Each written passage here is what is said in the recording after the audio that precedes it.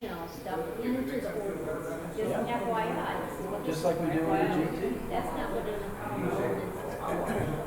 Not my idea.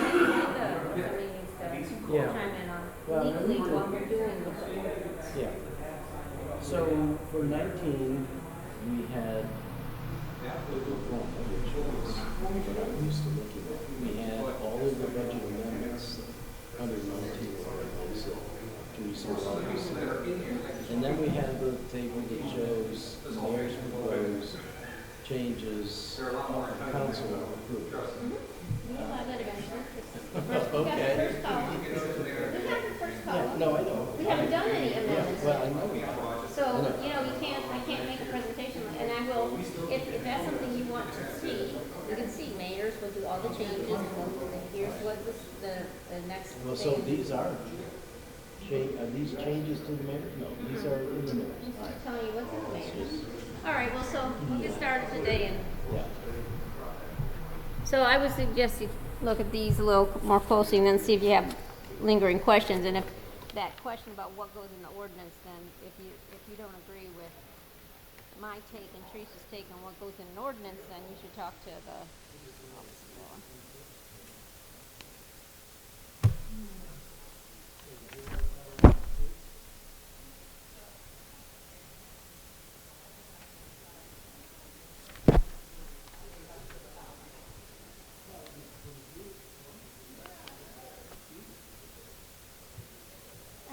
I'm in South County. I did not. No, I don't know what it was all about. Did they say what caused it? Did they say what caused it?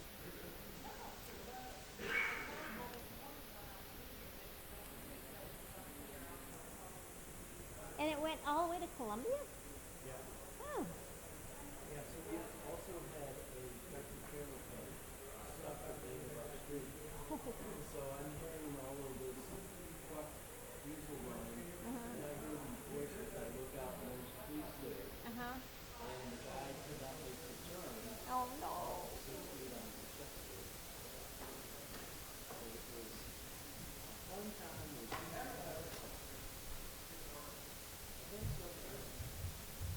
Yeah. I was totally unaware of any power outage.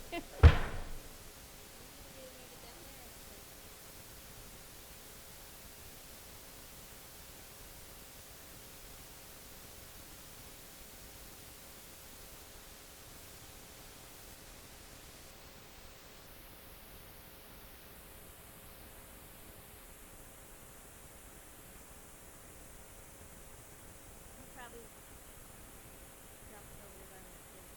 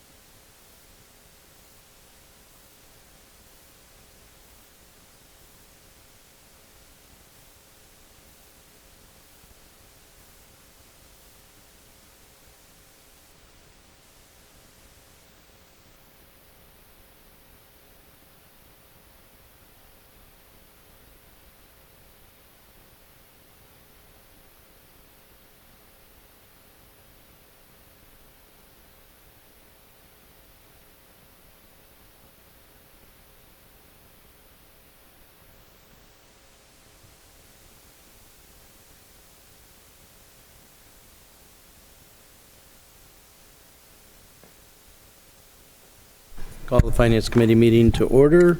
First order of business is approval of the agenda. The agenda consists of police and fire. I move that we approve the agenda. Okay, put your mic on. Okay. And All those I'll in move again. favor signify by saying aye. Aye. The ayes have it. I'm correct, there are no minutes attached? Correct. All right, so moving on to departmental reviews, starting with police. Present and accounted for.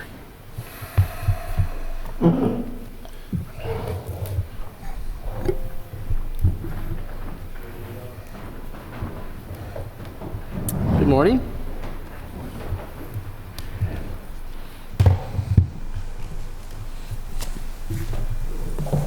Captain Moy from the Police Department. Okay. You want to give us a general overview of your budget? This year's budget, we've made some adjustments to, but... Is your mic on? I'm sorry? Is that better? Yeah, thank you. This year's budget, we've made a little bit of adjustments to take in consideration some of the special programs and additional costs that we incurred and throughout FY19. These additional costs were reflected in additional sections of supplies and contract services, consistent with, like I said, the additional responsibilities taken on by the police department throughout the FY19 year. I've also outlined all the grants that we anticipate getting throughout the year. Again, we haven't been awarded, but we've put in for the grants that we believe that are consistent with years past and what we have submitted for already. Okay.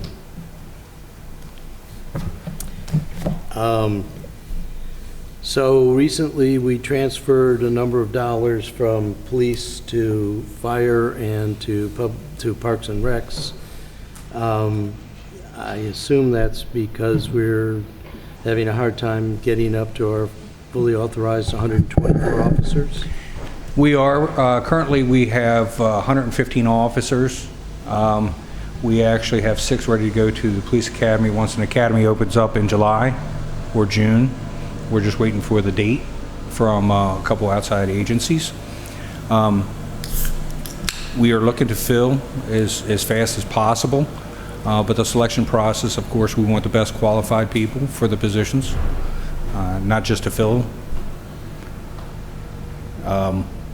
We do have other vacancies within the police department that we are actively trying to fill those positions as well. But again, we want the most qualified people for those positions. Okay. At the 115, do you have soft positions there, people on maternity leave or military duty, or That's what is our correct. actual effective force? The effective force at this time, we have 4 individuals that are currently deployed for military purposes. We have 3 people out for medical reasons, and we are actually better than we have been in years past. In years past, we've been anywhere from 12 to 19 soft vacancies. So currently, I would guesstimate the active force is about 106, 107 members. So what's very topical right now, and as we look for a new chief, is community policing.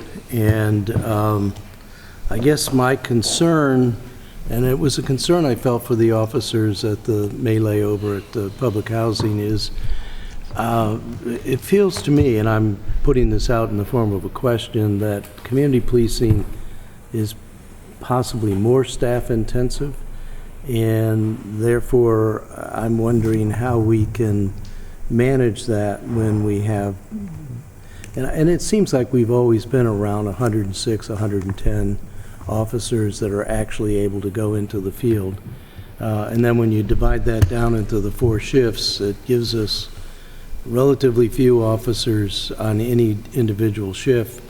And they have police work to do, in addition to community outreach and those sorts of things. So I wish Alderwoman Finlayson could be here, but this is something she and I have been talking about a lot.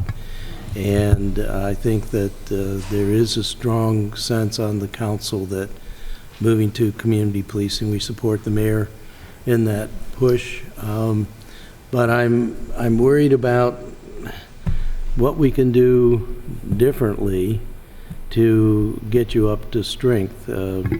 I know you're working as hard as you can to recruit, and it sounds to me like you've got a nice recruitment class, but I don't know how we achieve the policy goal of community policing when it feels like we're really struggling to keep a sufficient number of officers on the street for the normal kind of policing. Yes, sir.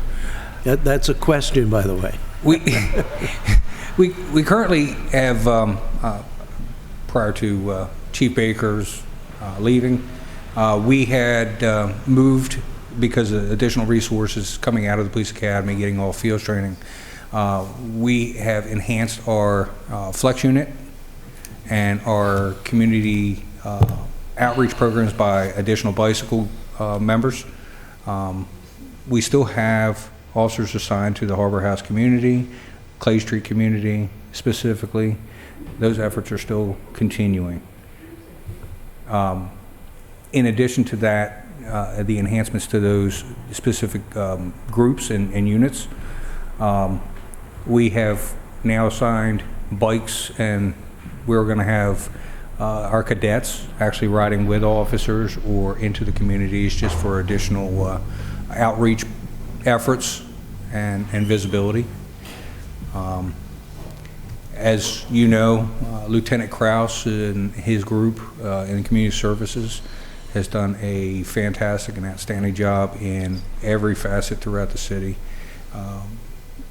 enhancing our community service outreach from probably about 150 events and programs throughout the year to well over 700, 800 at this point.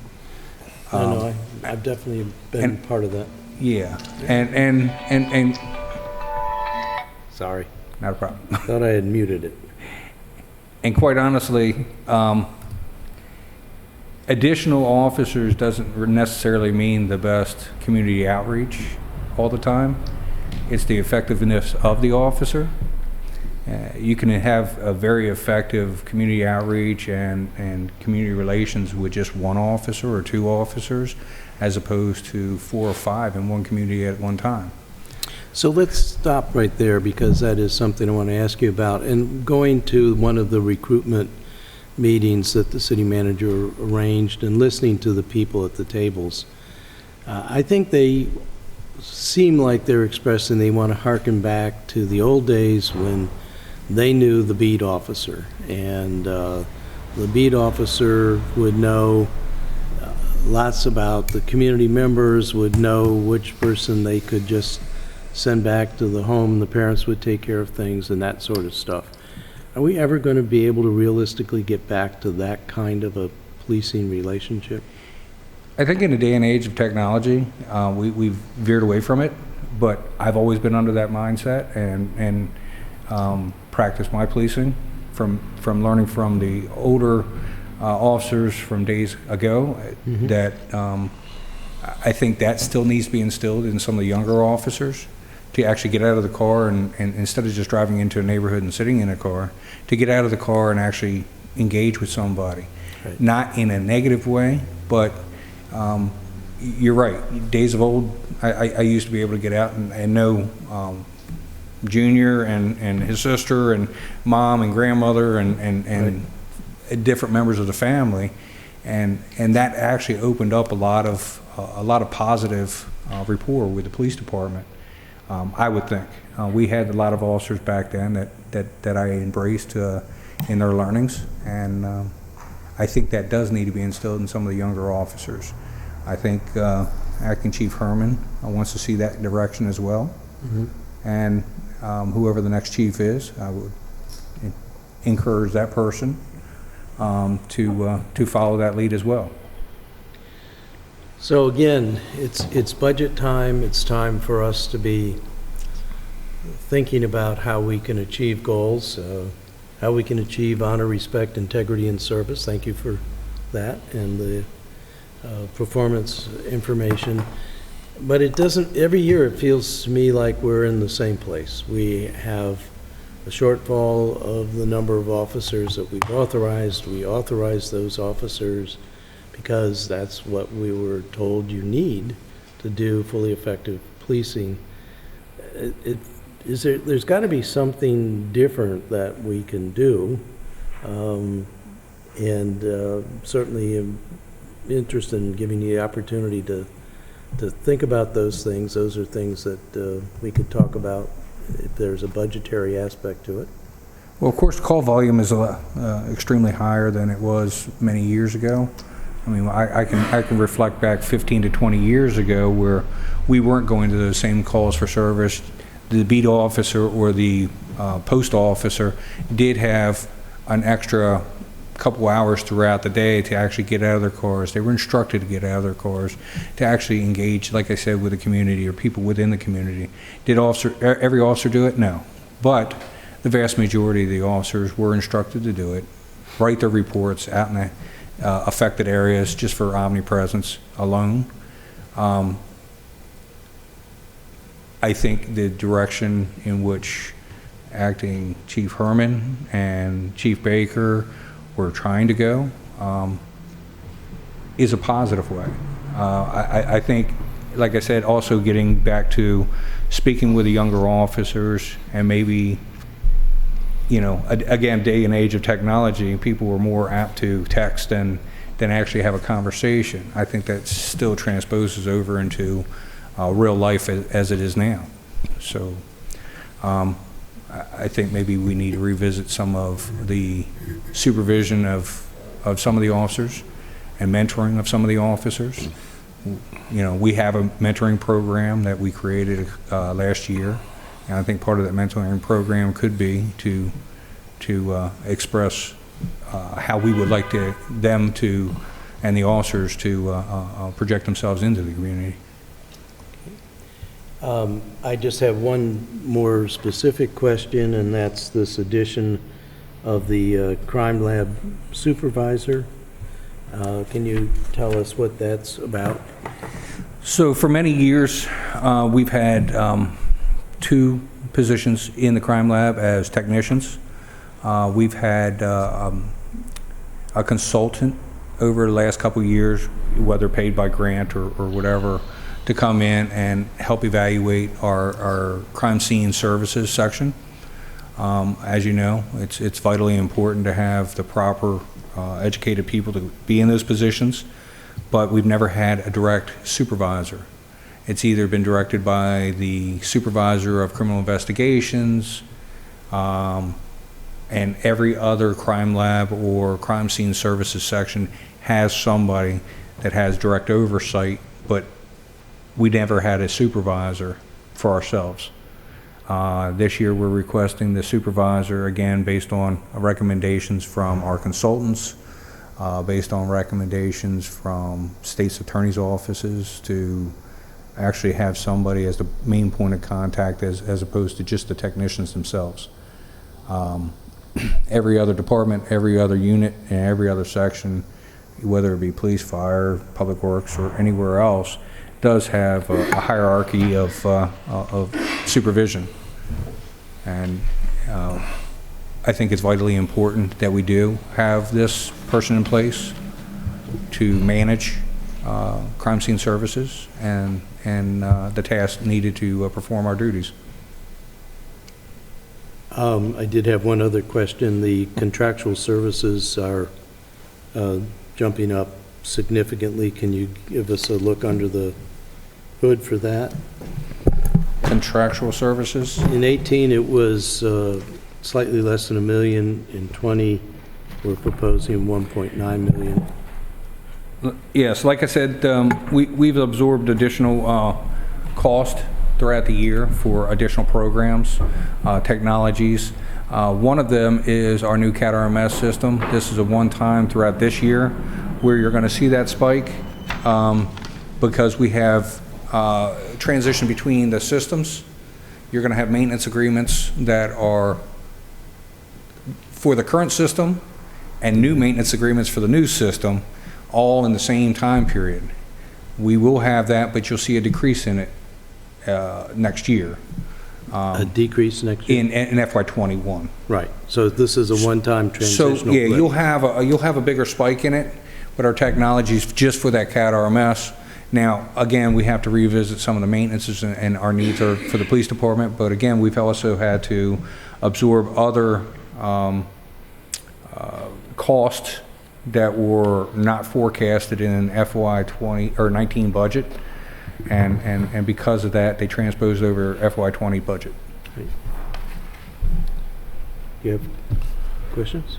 Why shouldn't we have the county come out and do our crime scene work? They've got an excellent crime lab and have had one for quite a long time. Seems to be the source of problems from time to time. We don't really man it very well, as you correctly pointed out, or at least hinted at. I mean, we all live in Anne Arundel County. I don't see any reason why they shouldn't just take over this particular aspect. It's a small part of the department, and frankly, they may do it better. And we could save money. Well, I don't know if we save money. I think we revisited this with the dispatchers a few years back, that yes, we could outsource to Anne Arundel County, but there's a true cost to the city. And yes, Anne Arundel County would actually have to absorb additional manpower to take on our responsibilities, our crime scenes, our evidence logs. We convolute some of the evidence also. If it's a shooting here in Annapolis or it's some catastrophic event in Annapolis, then partial evidence is kept here, and it convolutes the chain of custodies, and I think it also convolutes and takes away from the responsibility that the police department has for the city of Annapolis. I mean, we are our own entity. Yeah, we could outsource to Anne Arundel County, and yes, we do use Anne Arundel County to assist us in the evaluation of some of the evidence itself. But we also use the state police. We also use private entities to help us analyze things. But I think it takes away from the integrity of the police department to have it outsourced, again, for evidentiary purposes and evidentiary needs of the agency. We storehouse all of our evidence in one place. We process it in one place, and then we send it out for additional analysis. Well, it seems like it's a matter of the cost being relatively constant, but it can be either divided up 560,000 ways or 40,000 ways, and it just seems like it would, logic tells me it would be, we would save money. Whether or not they would do the job better is, of course, a matter of speculation at this point. But what about CID in general?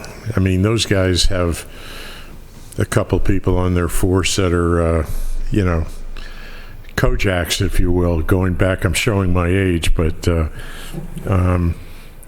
it seems we call in typically, well, maybe not typically, but frequently for a big bust. I mean, come on, the drug dealers know who our narcs are. It's very difficult for a department our size to carry out a large drug investigation. However, and we have called in the feds, we've called in the state police previously. Why not just do that with CID in general? In case you missed it, I'm playing the devil's advocate here, but... Again, I go back to the integrity of the department. We are our own agency. We're our own police department. Within that, we do our own investigations. We've had these conversations in the past with Anne Arundel County, and yes, we've partnered up with other federal and local entities to work caseloads of narcotics. But again, pushing our responsibilities off on another agency for doing investigations is not the... Well, Rockville, Gaithersburg, many other towns in Prince George's County have this arrangement with the county their county police department, and they have independent police departments themselves, particularly Rockville and Gaithersburg, because they're fairly sizable departments, with or without CID. They do it, why can't we? But if I'm not mistaken, I think, and I don't want to talk off base with it, but if I'm not mistaken, I believe those agencies that do have the assistance of the larger county agencies helping with investigations, those investigations are primarily for higher violent crimes, such as homicides or rapes or such. But they also have their Exactly. own criminal investigation sections, and they also have their own evidence collection sections within their agencies. Well, I think they do the relatively low-level things like, B&Es, things like that. But the serious stuff, Montgomery County, in the case of Rockville and Gaithersburg, are going to come in and take it over. Very serious assaults where, people are mangled or, seriously hurt, and assaults involving firearms, that kind of thing. I think they do take those over, and I think they do allow, or they do let, Rockville or Gaithersburg handle the, hate to use the term when it comes to crime, but relatively minor investigations, if there is such a thing. I just don't know why that wouldn't work here, and they claim they save money, at least when I talked to them down at the MML conference in the summertime. They say it's cheaper for them to do things that way, and they seem very happy with the quality of the work that was done. Well, I mean, if you didn't have to do the work yourself, wouldn't you be happy with that quality of work? The city manager is trying to get If I may, word in I have to leave because I have a 10 o'clock meeting, but I want to respond to the county taking over these functions if they did it. They're going to take it right out of our hide. It's not free. Yeah. So there are two ways they're going to do that, or could do that. If they take over our crime lab and they say, I need 2 more crime lab people to do that, they're going to send us a bill for the 2 more crime lab people, and county employees cost more than city employees. So that will increase our cost. If they can absorb it within their existing staff, then they're going to change the tax differential formula. But either way, they're going to get it from us. It's not good to just spread it out over 560,000 people. So I just want to get that on the record, and All right, thank you. I'll be back. Okay. All right, so I guess just to follow up on your thought though, Fred, I'm wondering where you would see those changes made if you're looking at page 74. Would you be taking out 2 FTEs, the crime analyst and the crime lab supervisor? What else? I mean, I'm trying to figure out what the relative level of impact would be here. These are... There certainly would be 2 areas that would be affected. Look, I'm just throwing it out there. It seems to me that it would be a small savings. Out of $20 million, Well, what that's, are we talking about? And I'm asking because I really want to explore this, I'm not arguing against what you're suggesting, I'm just trying to figure out. I haven't calculated what I would consider to be the financial difference. It might be, regrettably, might have to be done by somebody above my pay grade, because I don't really, I don't know the details. I mean, I got to be honest, I probably know the details better than anybody else on the council, but I'm not sure I could figure out exactly what it would translate to in terms of dollars and cents. And for all I know, it may be more expensive to do it that way. I'm just thinking that this is something that should be looked into, and But again, frankly, it's a little bit of a headache for the administration, police administration from time to time, because we don't always, we're not always able to keep people we'd like to keep in that doing that sort of thing, and just a thought more than anything. Again, I believe it's a vital positions. Those are vital positions for the police department, for the integrity of the police department, for the functionality of the police department.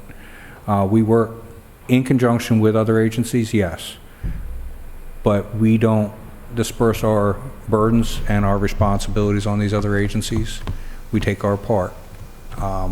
We have worked with Anne Arundel County Crime Lab. We've worked with Anne Arundel County CID for many, many, many years. It worked very well from what I know. We have a very good partnership.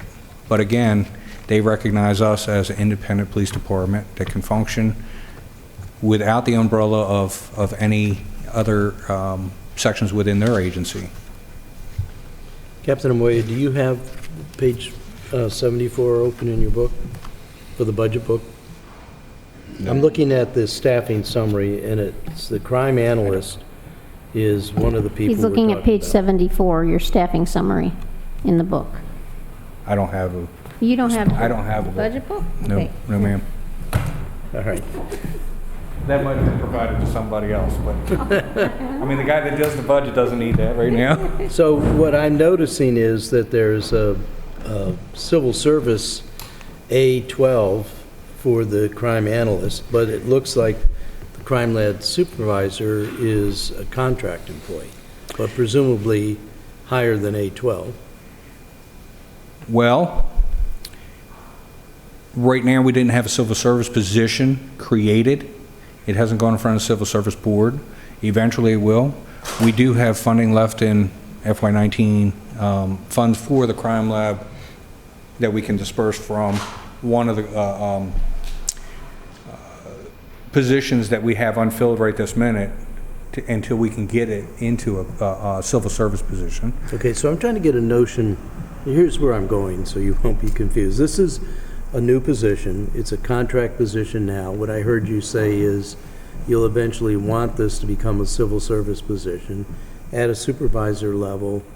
So I don't know what that is, A15, A14? I can't speak on what the classification would be, Right. but I would say it would be consistent with the A12 or A13. Wouldn't it be higher than the person? Well, the crime analyst position, we were reevaluating the crime analyst position for parity of other agencies and other places. Myself and HR have been in discussions with it. I truly believe the A12 rating for it might be exaggerated a little bit, and we may be able to bring that. Too high? A crime analyst position, it may be, we're just trying to look at it right now to see if it is an A12 position or should it be something I thought else. one of the reasons we were having trouble recruiting is because we don't have comparable pay. I'd hate to lose our... Well, I'd hate to lose it as well. But again, that's why we're, But here's what I'm part of trying to the study ballpark. It looks to me like if we contracted out with the county, and I think the city manager is correct, they're going to charge us for it, but we're talking about $200,000 maybe here out of a $20 million budget. I'm just trying to figure out how much of a savings it is. And I know you find savings in cumulative little dollops here and there, but I'm just trying to get a notion of what this would really mean, because we would presumably have to turn around and have a memorandum of understanding with the county, and there would be an understanding of some, maybe it's billable hours or whatever for work done. So I'm trying to really understand the budgetary feasibility of thinking about this. I don't know if you put I don't know how you would quantify something like that. It depends on crime. I mean, if you did billable hours based on the crimes and based on the use of these outside entities, I think it would be far in excess of what we are spending on actual employees. Well,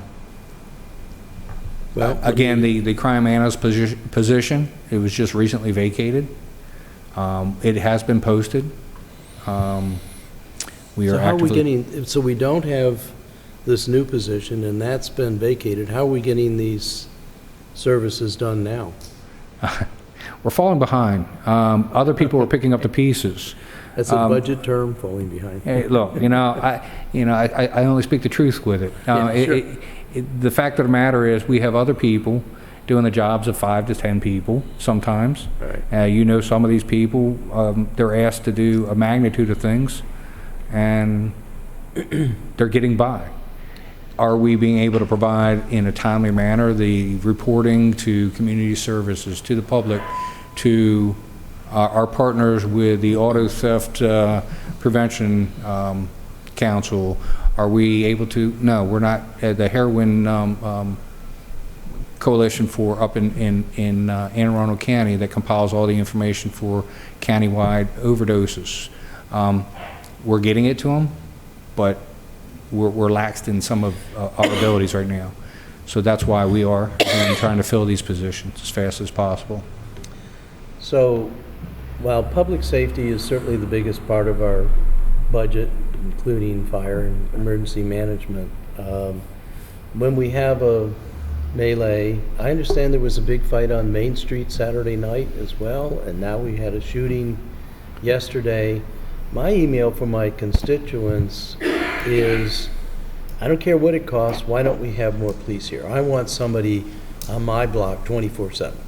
Now, I think they will care what it would cost when we hand them the tax bill, but I guess I'm worried that I'm worried about we can't fill the authorized positions. I'm worried about the number of people, even for the officers we have, the 4 in military, the 3 in medical, that my constituents have a right to say to me, are you really taking care of us? Are you really staffing up so that we feel safe? There was an armed robbery late at night at the Royal Farms in my neighborhood a few months ago, and I heard it from one of my constituents big time. What are you doing? And you know the whole problem we had starting back with Chief Pristoop, where we would show them the statistics. Crime's going down, down, down. And they'd say, I don't care. It was in my backyard. And so it's not going down enough for me. Again, reality is perception. I mean, crime is at its all-time low last year, Right. lower than from 1972. While that is great, if you're affected by a crime, you're affected by a crime. You don't care what everybody else thinks. Mm-hmm. And again, perception's reality. We do have a lot of staff out on the street. They might not see them. They might be deployed to affected You're not areas. supposed to see some of them, right? And not supposed to see some of them, but they are deployed to affected areas. The officers yesterday that responded to the shooting did an excellent job. Not only at the crime scene, but the perimeter, and then also securing the schools, helping the students out of the schools, making sure the students were safe. These are things that need to be taken into consideration. Right. And I'm not saying one area is in more need of other officers than not, but that's the true reality, is if there's very little crime in certain areas, you're not going to see the officers as much as you are in more crime-affected areas. Because if you're in more crime-affected areas and they're not causing crime there, then hopefully they're not causing crime over in these unaffected areas. So what I hear from my constituents is safety and sidewalks.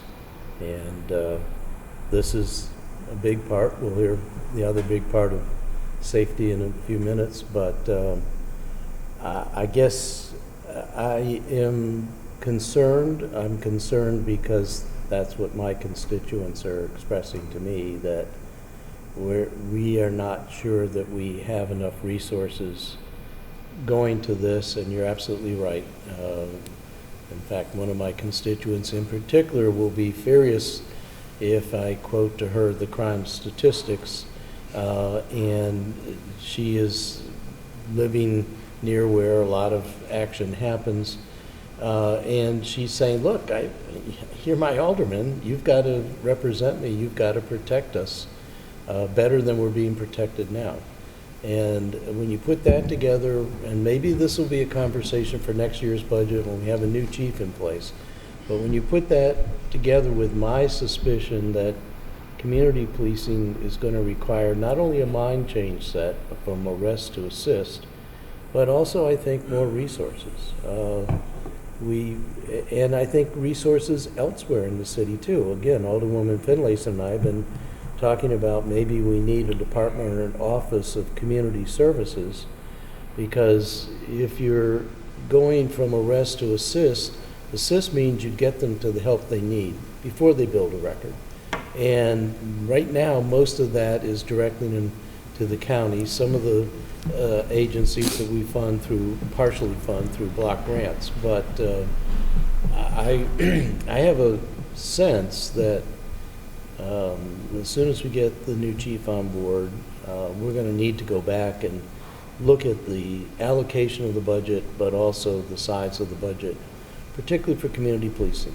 And it is the people who are most at risk and most without means who need community policing the most. They're the ones who are the most at risk and most liable to have something bad happen, and they're the ones that are feeling left out. So, and I think that, again, moving from arrest to assist is going to give them a sense that, oh, they really do care about what happens to me. I'm not expendable. And we'll see as that develops, but maybe I'm just setting the stage for next year's budget. But it's something I really hope, I know members of the council are thinking about it, and I hope the police department will be thinking about it as well. Well, I would say in years past, some of the direction of, say, our partners with the state, their mindsets and their programs have changed. The parameters of the programs have changed from a more community outreach and based program within the communities that are affected by crimes to more of an investigative means. We were working with our partners with specifically partners with social services and all these other departments that were easily and readily available for us to reach out to and provide these services or provide guidance to where these people or persons can find assistance. I don't know if order maintenance also includes, the community outreach all the time, but sometimes we do, necessity. Sometimes the necessity does dictate that we make arrests. Sometimes it dictates that we reach out and make these efforts to help somebody. I think whatever direction that we do go, and if that's the direction that we're going to go further, then some of the other resources that we did have need to be explored again. So in changing direction, and I'm looking at the budget materials, we don't have the breakout like we used to have, but it seems to me like training budget has got to go way up. I mean, if you're bringing in new people and you're changing the mindset, it would seem to me like there's got to be quite a bit of additional monies put to that. I guess that would be, Jody, under supplies and other in this, on page 75? What is that? Training's specific line item. Yes, everything. It's in supplies and other. Okay, I guess I'm used to seeing the budget the old way with more detail, but I'd be interested in seeing the size of training now and then. $42,100. 42,000? Yes, sir. For the whole department? Yeah. Alderman Arnett, last year's budget had the budget in two line items, salary and benefits and other operating costs. We've actually broken it out into an additional line item here. Well, So I can give you the detail behind any of these line items. yeah, I think we do, because that'll set the stage for when we see the 2021 budget. The training across all departments is something where we tend to stint, and I think we pay a price for it. But I just can't help but believe that as we go to a new mode of operation in the coming year, that there isn't going to be, and you'll be probably swapping a lot of things out of supplies into training and things like that. One of the officers told me that, and this was at the recruitment thing for talking about the new chief, that there's a training module for community policing that's an additional 3 months at the academy. over and above the regular training module? I don't know, I'm just repeating what I think I heard, but Maybe we can meet outside of here and tell me Sure. what officer that I can speak to about this. oh, no, because I'm not going this to is- get, this is I'm not new going to news- get this him is or new- her in trouble, but Well, I don't, it's not about getting them in trouble, it's about, clarification of what they're talking about, because honestly, I don't know any police academy that we go to, they have a community service training module. They have a magnitude of things they have to meet under Maryland Police Training Commission standards, but additional 3 months, I'm not aware of. okay. All right, well, that's for next year. Alderman Payon, do you have any other questions? Observations? Well, one of the things that concerns me when any department comes in here is there doesn't seem to be any effort, or at least any strategy for cutting back on costs and getting the same job done.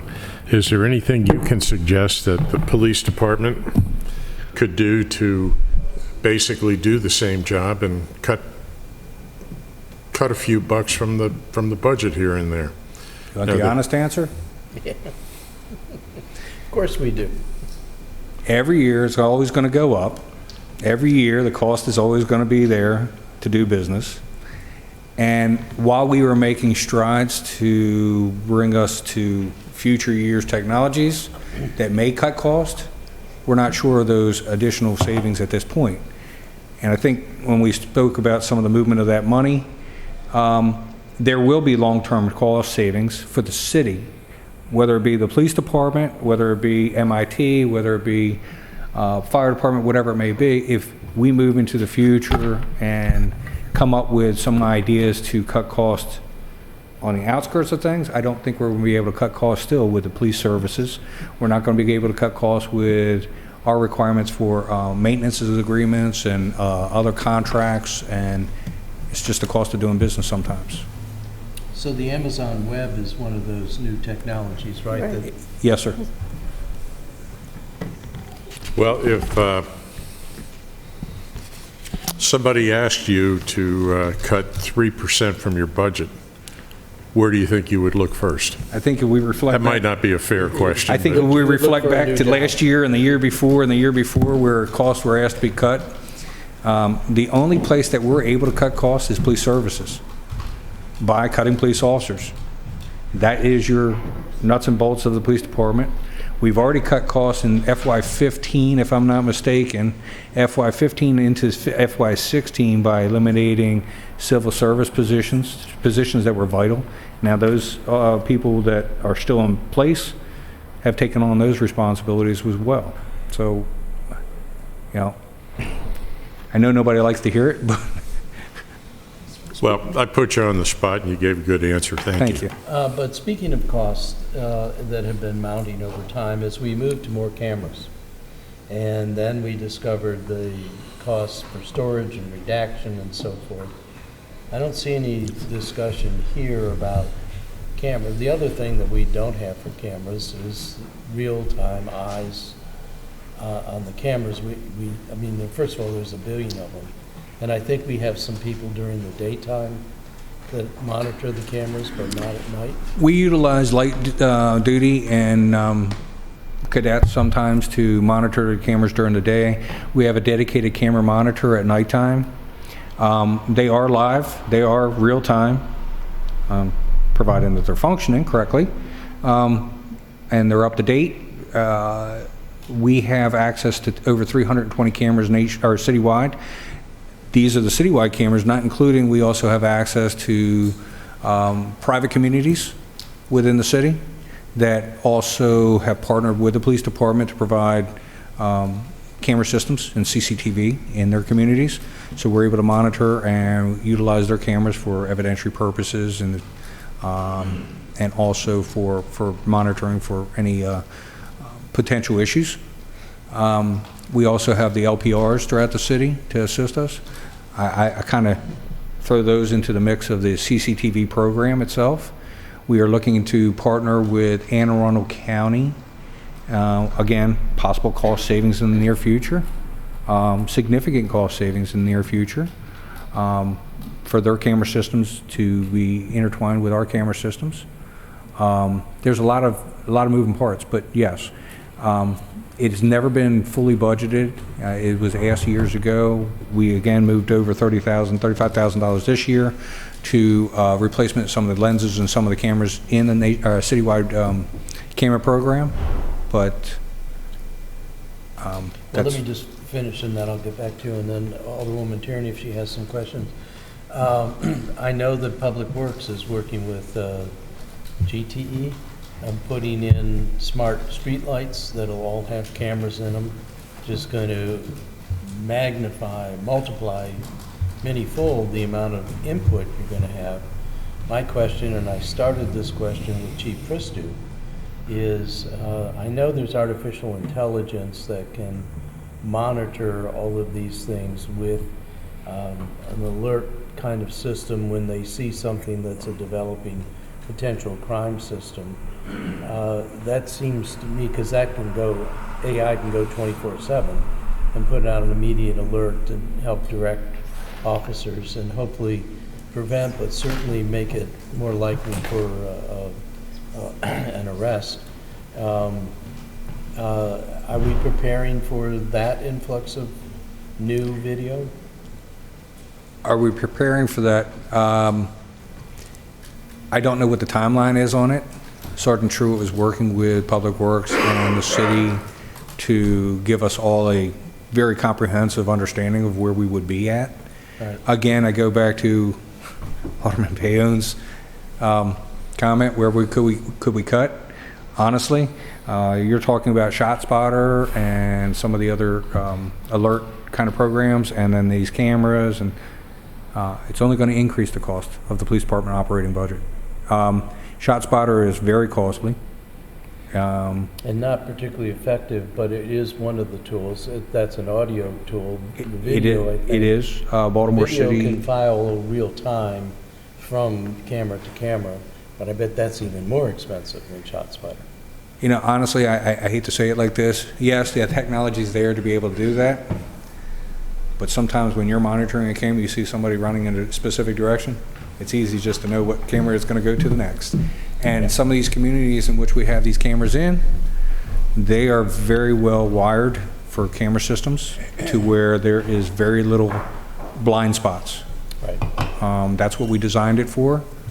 ShotSpotter, again, Baltimore City pays a astronomical amount of money every year. I don't know if it's prudent for us to explore that. I've heard that it's not, but Alderman Payone. How effective are all these cameras? I mean, it seems like 320 seems like a lot to me. 7.5 square miles. I use cameras in my career, use film from cameras, video. That just seems like a lot of cameras. Well, I mean, we're past Polaroid too, but at the same time, these cameras were asked upon the council quite a few years ago. Yeah. And over the years, it's evolved and evolved. And when I first started with the police department, we were using black and white film. I mean, it's been film even is old. Yeah, you can barely find it in the stores anymore, and cameras to actually go with it. They were very difficult to follow, I can tell you that. If you actually want to take the time to come down to the police department to watch the cameras, and they show you an incident where they're tracking people as they run, you can almost track somebody sometimes to where they're going to go to. And it is very, very helpful during a major incident if they're caught on camera, first of all. Second of all, if we're tracking them to know where they went to, or for proper deployment of the officers that are responding. The camera program has been established, it's in place. It's only going to expand from here. I don't know. Alderwoman Tierney. Thank you. Yes. Have a Thank you. donut. Good morning. How's I'll need one, sir. How's your jaw? It's a job that pays. Oh, yeah, I put ice on it last night. I have stitches in my mouth. Anyways, one of the reasons I attend these meetings is so that we don't hear the same things that we've heard a year ago and nothing has happened. Hillman is my pet project, but you mentioned, and this is something I want to add, if I may, to your performance measures. You talked about coordination with the county, potential savings of money. Could you repeat that? Because I would like to, it's something that perhaps doesn't cost you money this year, but you can plan for it. You mentioned that you could partner with the county on, and I didn't catch it, I could ask for the recording, but I think that's something that we should try to look into this year, and then, So Do you know- what we were discussing yeah, was our camera programs. yes, yep. So 320 of them, right? You have cameras? 320 citywide cameras, not including some of the outside communities. Our parking enforcement company wanted to put cameras for enforcement, afraid that we, wow, okay, go But ahead. So- we're going to be fully covered because David Jarrell is working with GTE to Yeah, put it in every streetlight. maybe And some it's of so them, cheap now. maybe some of them can do parking enforcement, but anyways. So what we were discussing was, we are currently under discussions right now with Anne Arundel County IT on a variety of things, but one of them happened to be the CCTV program within the city. We have the need and true need for a fiber optics upgrade, or a fiber upgrade, I'm sorry, not fiber optics specifically, but the fiber upgrade to the camera systems on West Street and Clay Street and Harbor House, every place at this point except for the revitalization area of Newtown, but eventually we'll need that as well. Yeah. The fiber optics upgrade is a substantial cost.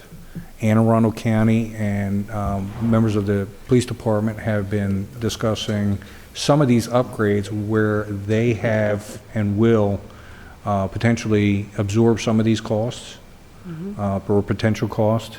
And again, it goes back to the same partnership from us and Anne Arundel County to work together.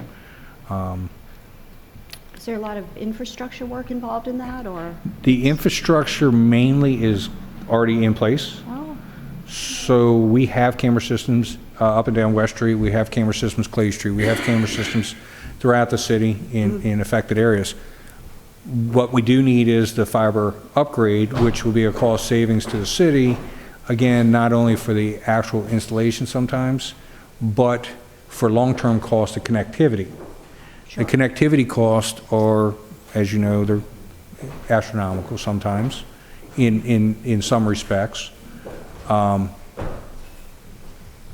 In some respects. So, again, long-term cost savings are what we are looking for, Yeah. but it's a matter of getting to that point.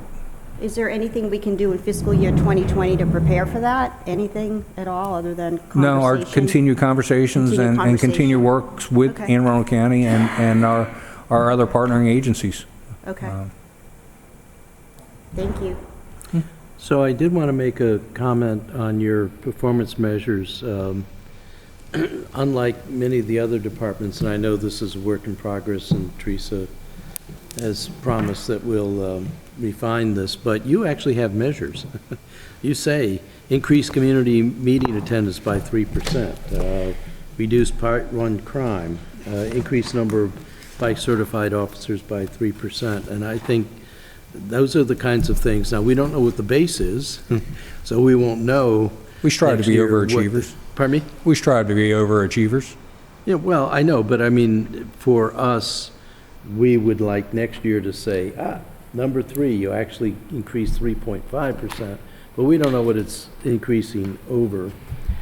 But some of the things in your performance measures, one of them is taken care of, number 5, which is hire crime lab supervisor, but there's hire camera operator, purchase breaching tools, purchase stop the bleed.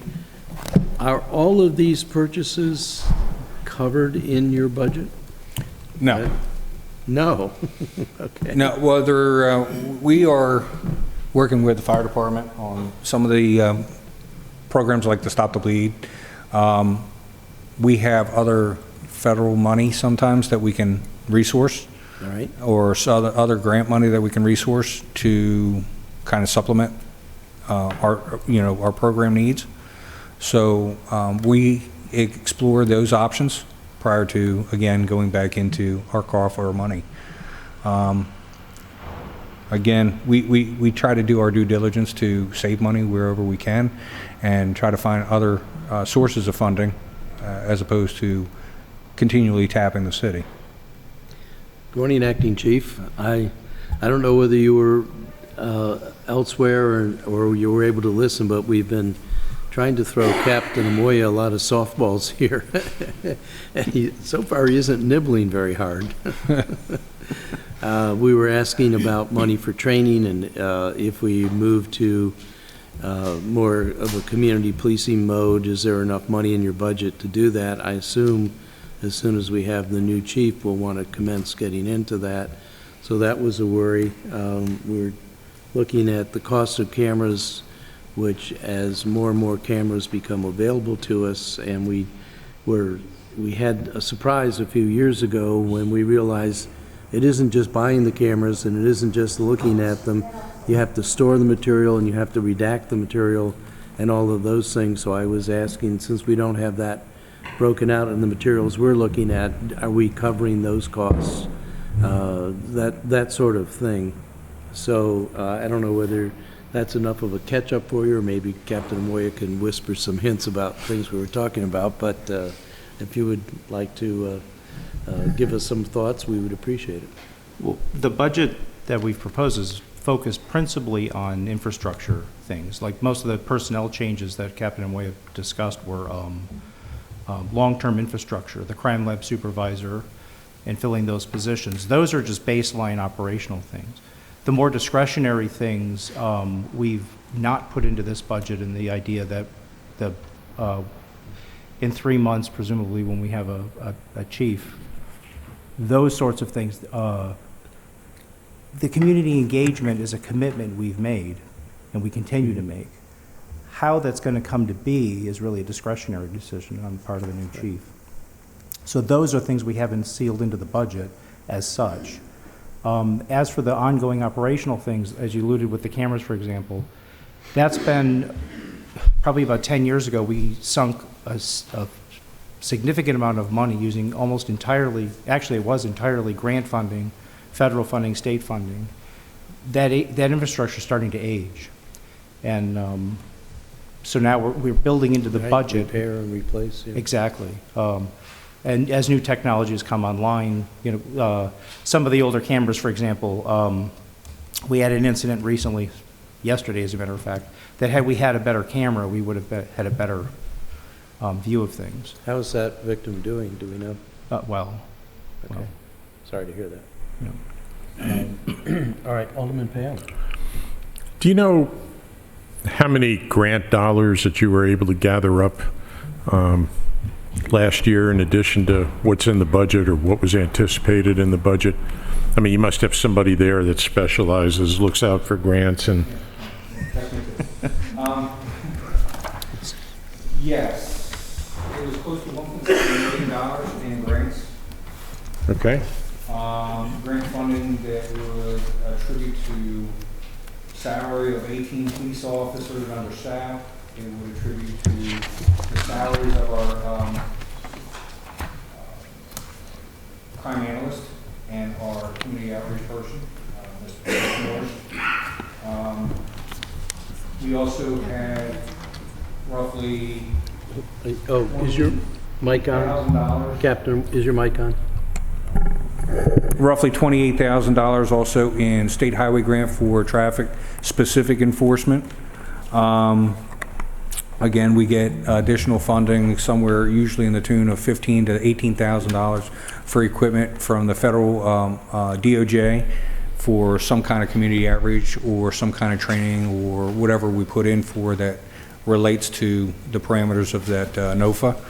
Well, I notice you have put in for a grant coordinator. Is that a position that you had Yes, it is. last year and in the past? I mean, you said So our you grant, implied from what your body language was that you're the grant coordinator. well, Don't think your salary comes from that, though. we have a position. It's unfilled. We've been trying to fill it with the proper person. It was listed originally as a Safe Streets coordinator. Remember Capital City Safe Streets? That was GOCCP program that, again, I was reflecting back on to where our partnerships were deeply embedded with our heat meetings and some of the other programs that for community outreach with social services and juvenile services and such. The state has gone over to a more investigative program under EMSN, and right now it's projects coordinator and EMSN manager. So that person was also doing the grant management as well. So they were also coordinating all the heat meetings, all the community outreach stuff with community services, and they did grant management as well. It is still vacant, but again, we need to put the proper person or persons in those locations, and utilizing some of the funds right now if for our immediate needs. You know, they're still there, but again, we've been actively looking for the right person for the position. So let me ask, Jody, on page 31, that's the summary of grants? It's about $1.5 million, $1.6 million Yes, that we're budgeting for. Right, police. that's the expenditure side. He was addressing the revenues, they're very close, they should be almost exact. You run through page 27 through 31, you get the revenues and then you get the expenditures broken out. And then we do have the departments, so yes, if you look through those, you can total the federal, state, and local grants. So it's a considerable amount of money. Yeah, this year we're anticipating a little over $2 million. But my sense is, I remember back in the glory days when there was millions and millions burned grants and a whole bunch of stuff. It felt to me like back then it was more like $4 million, or a lot more money than we're getting now. I'm sorry. You're probably referencing when we had the funding for cops, and we had additional UASI money, we had additional law enforcement money through our federal partners. And I think at the time that we actually reached out to GOCCP for additional funding for CCTV programs and other security programs. We still get funding from Homeland Security. Again, the fire department, not only do we, but the fire department also gets funding from these same sources. So, Well, an OEM gets a lot of money for all of us. that's correct. But it feels like it's contracting. Am I wrong in is. that sense? It's not only contracting, but we're on the back end of some of the grants that were front-loaded. For example, we hired officers under the COPS program that 5 years into the grant, now we have to pick up the entire salary, Right. whereas 5 years ago it was the other way around. Yep. I remember ruminating about that. Oh, Yes. you may have discussed this before I came, but the new bicycles, are they in there somewhere? No. Oh, no. I thought that was a grant. I thought you got bikes. We did apply for the grant. We haven't got it yet. Oh, okay. But again, if, I don't have your spreadsheet with it, but we placed a request in for a grant for the police bicycles. Again, that's our federal partners with DOJ for community outreach. That was for 11 bicycles and to outfit each individual with a bike uniform, including helmet, shirt, pants, shoes, such and so on. We anticipate hearing back from it. We did put it into the budget. I apologize. We did put it into the budget with anticipation of $15,000. Okay, sorry. So if you look into the budget, you'll see it under Brian BJAG, USDOJ. Okay. Thank you. It's been very successful in downtown, as you know. We're looking to expand it. We talked prior to your arrival that we're looking to expand it to our cadets and other officers utilizing these bikes in affected areas just for omnipresence and community outreach. Yep. We've already done the bicycle training on the enhanced force, so then it's just a matter of, we fully expect to get the grant. Oh, great. Good planning. Good. Okay, do we have other questions?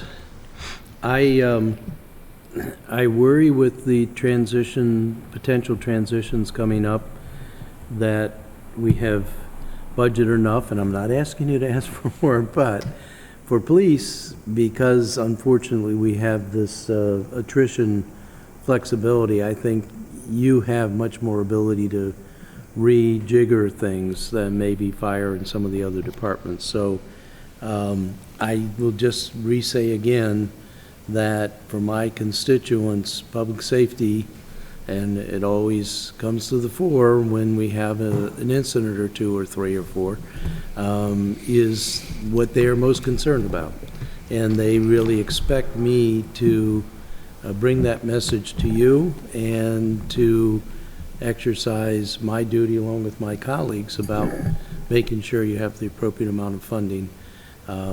It's always tough with a limited revenue source, but I suspect that we'll see some things during the year, some GTs and some GAs at the Finance Committee, moving things around as you adjust to new realities. But do know that the constituents really do appreciate your services. They depend on them. They get antsy when something happens and they're not sure they're getting everything they need, but I think they are. And as Captain Amoy talked about earlier, there's more police out there than they might be aware of, and they're not supposed to be aware of that, but I think they have more coverage than they might think they have. But I do think that we need to get up to full staffing, and we need to be talking about strategies to do that, particularly recognizing that full staffing still is soft with things like military and medical and that sort of stuff. So that would be my summary statement. Any gratuitous remarks from anybody else? All right, well, thank you very much. Just to close that out, I Sure. don't know if you heard me earlier, potentially we're going to be at 122 out of the 124 within the next 2 months, 3 months. With people getting out of the academy. With people going into the academy, the positions themselves will be held, but Okay, but they won't be on the street for 9 no. months. But we do have other lateral officers that are eligible and ready to go. Well, that's good to hear, and we need to figure out a way to get that message out. I mean, if you can provide me with some materials, I'll be happy to put it in my blast emails, but I think we don't do a particularly good job, we, meaning me, conveying all the things that are going on. So I could certainly use your assistance. I'm getting ready to do an email for the Monday's council meeting, and I'd be happy to put that information in my regular emails as you supply it to me, and I'm sure my colleagues would want to do the same. Just give us a list of what you need. Well, no, you give me what you need me to say. Oh, okay. I'm putting the onus on you. If you'll give me the materials, I will send it out. But I think, I don't think that the citizenry understand all the things that you're doing and the presence that you have. So every time something happens, we need more officers. And I'm saying, well, I'm not a police authority, but yes, I think we probably do need more officers, but I don't think you understand the coverage that you're getting and the programs we're putting in place and the whole thing with the cameras and coordinating and all those sorts of things. So any materials that you would like to provide us that we can then convey, I think is a good thing, a smart thing to do. Thank you. Thank you. Thank you very much. All right, that was the easy one. Fire.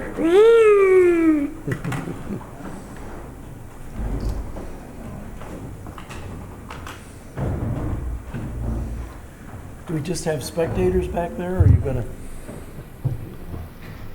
All right, good morning. Good morning.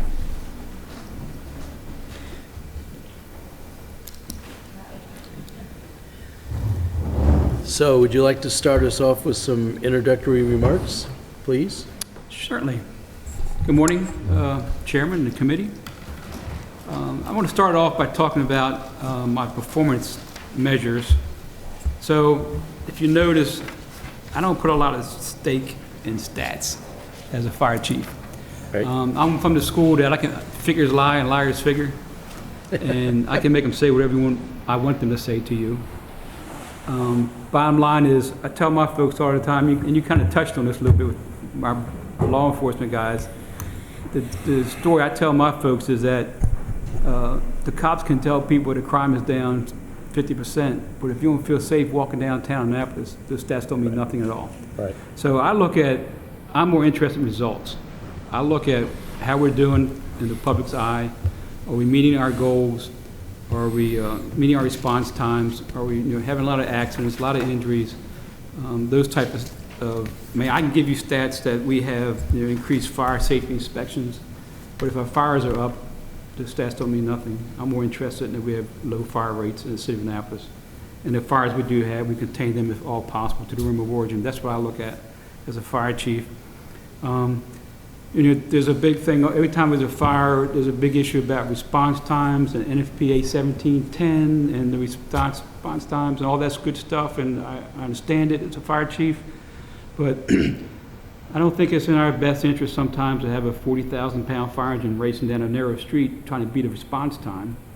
I don't think that's in public safety of our citizens or of our personnel. So we tell them, be safe, get there as fast as you can, but don't focus solely on trying to meet that response time window. It's better to arrive alive and arrive safe than it is to try to beat response time. We look at the injuries all the time. Chief O'Malley and I meet with the risk manager, when she was here, on a quarterly basis. Look at the injuries, look at if there's a pattern. What can we do as far as policy-wise or equipment-wise to reduce those injuries and reduce the costs? I don't have to tell you, workman's comp claims are expensive. They're more expensive to us because when you look at workman's comp costs, you're only seeing one side of the equation. The other side is the overtime I'm spending to replace that person while they're off. So the portion you see is probably only half of the cost of workman's comp injuries. The other thing we look at, again, we talked a little bit about vehicle accidents. We monitor the accidents. If we have a pattern or we have issues, we retrain folks. We do our best to reduce the accidents because they're costly and they're very expensive. I give every rank in my department have written expectations from me as a fire chief, what I expect of them, and I hold them accountable to that expectations. And every couple of years I update them and we talk about them to make sure they understand what I expect as a fire chief. We do have our fire prevention programs, and they work very well. A couple of years ago, we started the Main Street fire prevention programs during the holidays. We actually go to each business. 2018, our fire loss was $350,000. We hadn't have a fire-related death in the city of Annapolis since 2010, so that's all good stuff. So that's kind of there's some other things in it, but I look at more about results. Are we doing a job? Are we doing a good job? Are we doing what the taxpayers expect of us? So we have all the stats, and I can throw stats at you left and right, but I'm more worried about how we're doing. Under the enhancement section, and I talked to the city manager about this. There is a train wreck in the fire service that's coming, and it's called cancer. And you can't pick up any trade magazine in the fire service without an article about the cancer rates in the fire service and how fast they're growing and the cost of the cancer rates, cancer treatments. And when I talked to the city manager about it, I told him I was very concerned about how the city's going to afford, not just the city of everybody, but how the city in fact can afford to pay what's coming at us. And we need to get out in front of this as soon as possible and be more proactive in what we're doing. So our little department, in the past 5 years, we spent $1.3 million on workman's comp claims for cancer-related treatments.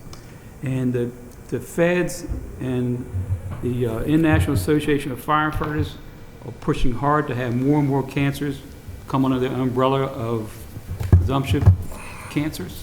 The state just did a couple this past go-around, added a couple cancers that are presumptive for public safety. So that window is getting wider and wider as we go. So there's a ton of information about what can be done to prevent cancer in the fire service. A lot of it's policy driven, but a lot of it are new programs and procedures. So this budget contains about $110,000. So right now we do physicals for our firefighters, and they're based upon a 1 or 3 year window, depending on your age. We want to now we have caught some cancers in those physicals. So we want to increase those physicals to annual physicals for our firefighters, with the thought that if you catch it early, early treatment, you might be able to save somebody's life and also reduce the cost. The protective gear bags, our personnel move from station to station, and they take their turnout gear with them in the trunk of the cars. There's all kind of studies now where the turnout gear is sitting in the trunk of your car with the heat beating down on it. It's off-gassing and producing vapors in the cars, so now they recommend putting them in sealed bags. So there's funding to buy those bags. There's funding in here to maintain and upgrade our vehicle exhaust removal systems. One of the big things is about washing turnout gear more often. So there's funding in here to buy, upgrade to commercial washers just solely for turnout gear. And the other thing is to buy additional turnout gear. A lot of departments are going with 2 sets of turnout gear. We can't afford to do that at this point.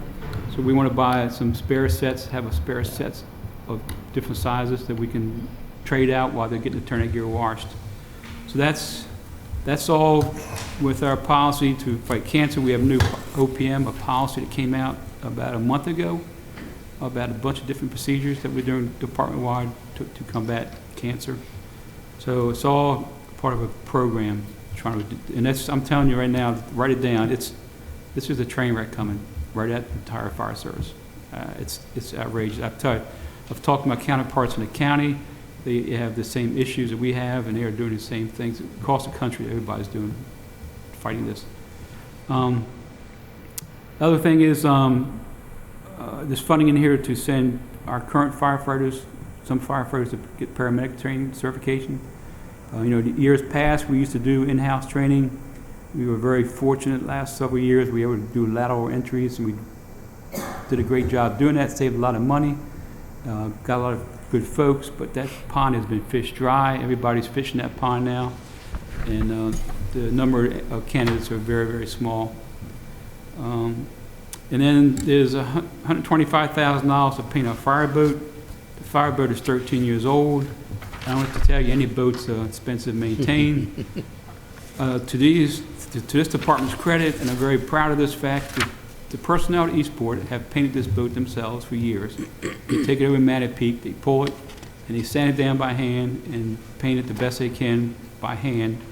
And they take a lot of pride in it. They do their best to take care of it. But it's got a lot of oxidation on it. It's at the point now where it needs a major refinish. It needs to be sandblasted completely down and repainted and sealed properly to extend the life of the boat. A new boat's about $800,000. So we're at the time we really need to do something with this boat. So that's the major enhancements that we're looking at. And those are funded in this budget? Yes. Good. All right. So that's kind of an overview. All right, so first of all, thank you. The notes that I had written down to myself is, yes, performance measures. Fire had a little bit, and there was one other department, but most of my observation for this year was that the things purported as measures were really goals. But that leads me to an interesting question, because usually it's goals, objectives, and measures. You followed your measures with goals. So I was wondering if you could sort of give us the logic. First of all, thank you for the effort. And I think we need to get everybody up, and I know that's the city manager's goal, get every department up to doing a much more full-fledged amount of this kind of work. It's, I know it's hard work to do, feels like busy work, but believe me, I value it, and I hope all my colleagues value it, and I think it's the only way we can really improve is if we have these goals, objectives, and measures, and then seek to meet the measures. So I appreciate all the effort that went into this. But why do you follow your measures with goals? Is that, is there a...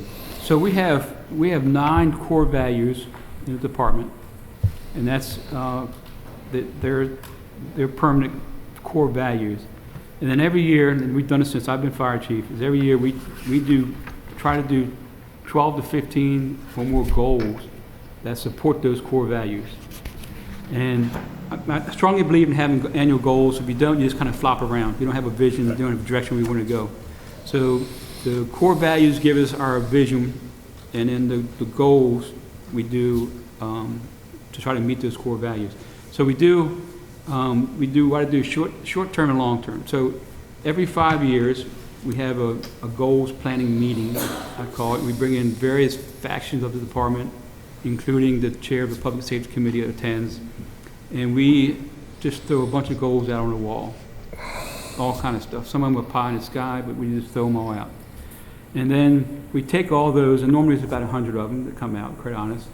And then we take those and we look at the ones that we can achieve within a year, and we start plugging them into our annual goals. And then some of them are long-term goals, like the ISO was like a 5-year goal. So the ISO show up on the same goals until we achieve that goal. But it gives us aspects from all different areas of the department. Every section of the department has different goals.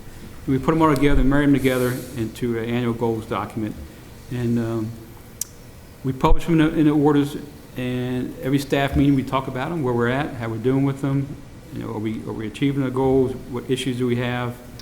And then at the end of the year, I always do a goals update. Put in orders how we did, what we achieved, what we didn't achieve, where we fell short, and do it that way. So there's no rhyme or reason why the performance is first and the goals are second. Okay. I just noticed it. Yeah. Gee, Chief, it almost sounds like you've got management going on in your department. That's just a rumor. All right.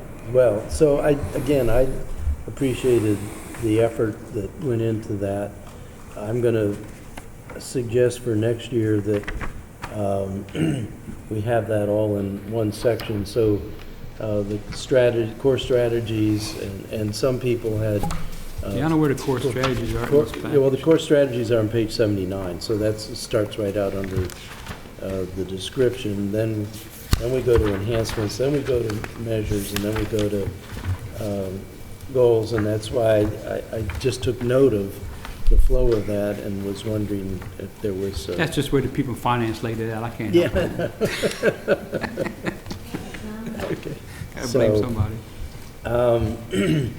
I do have some specific questions, but I'll certainly open it up to Alderman Bayonne and Alderwoman Tierney to ask questions that are on your mind. Yeah, Chief, I really don't have any questions. I think you did a great job of laying things out, and I also really like how you set out the goals of the department, something we can measure performance against. Your performance measures, same thing. Thank you. You're welcome. Do you have, I can start, but if you have some observations, please. It's just thank you so much. This just shows how, what a good manager, boss, Thank you. chief you are. I do have a budget question, though, as far as numbers. It appears that the staff positions remain the same, but the line item for salaries and benefits increases almost 2 million.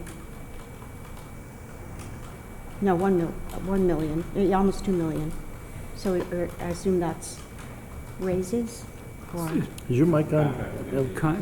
I'm mumbling. I'm purposely mumbling. Oh, okay. I'm questioning salaries.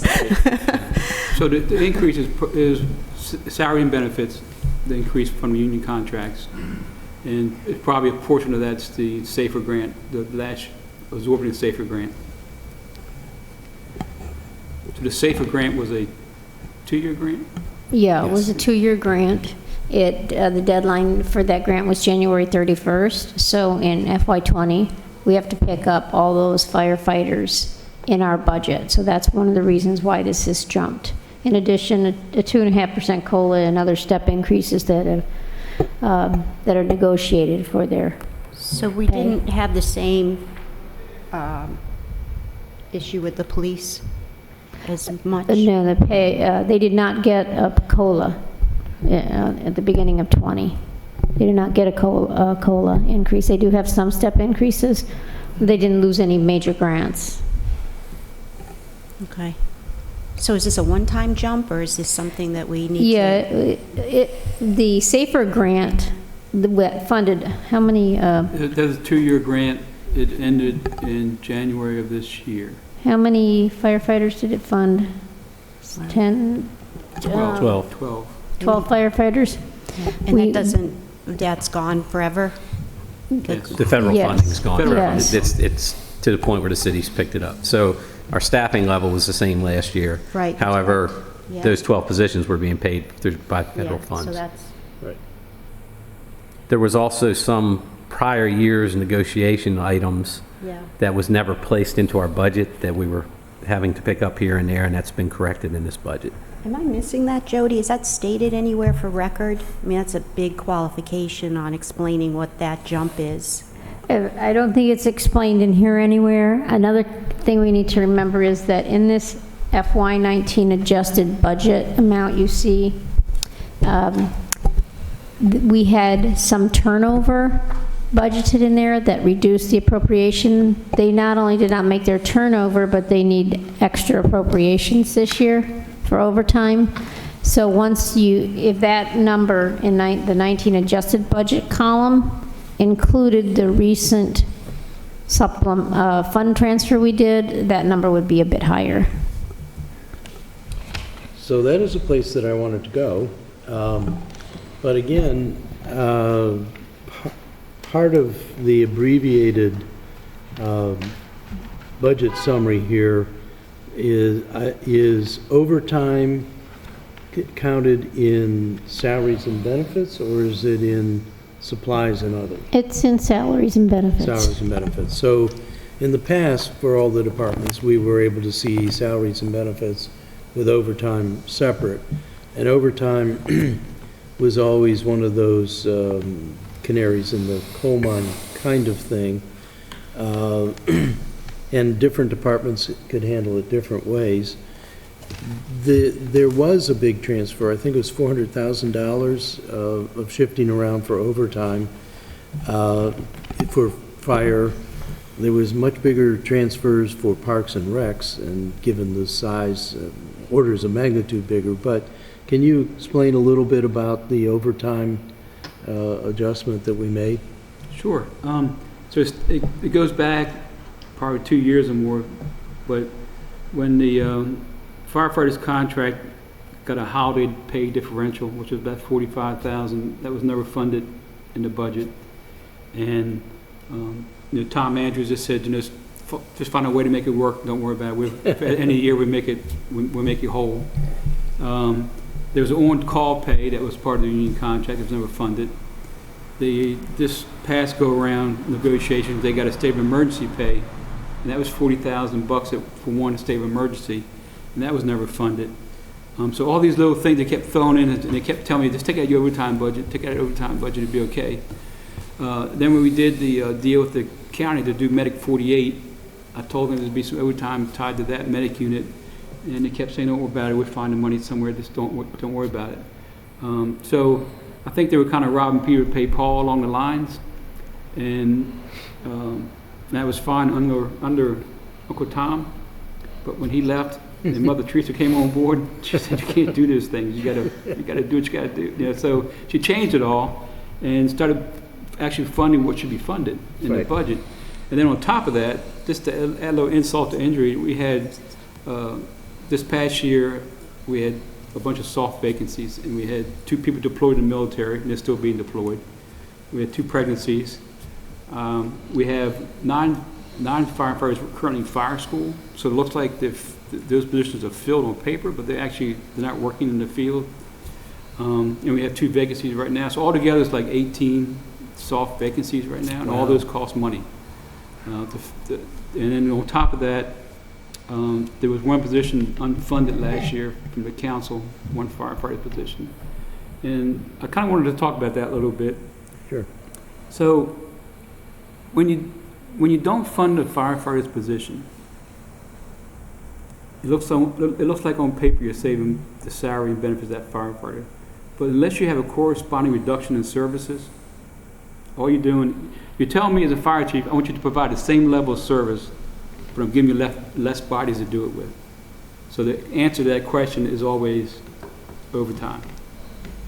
So even though you've cut one position last year, it ended up costing me money in the long run because it didn't cut service. So all those factors combined kicked up the overtime.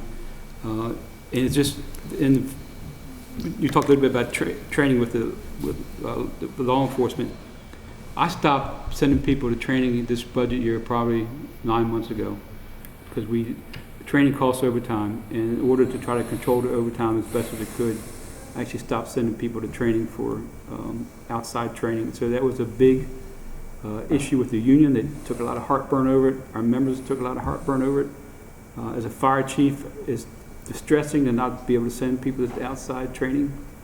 But we had an overtime crisis, and we tried our best to manage it the best we could. But this year, all the chickens came home to roost. All these issues that they kept dumping on us. Even the thing that's, we have a deal with the Eastport Volunteer Fire Department. We give them $15,000 a year out of as part of that deal with the medic unit, purchasing the medic unit. And Tom always took that money out of EMS transport fees. And city manager said, you can't do that. You can't take that money out of transport fees to pay that. So that ended up coming out of our budget. So all these little things that we've been doing kind of caught up to us.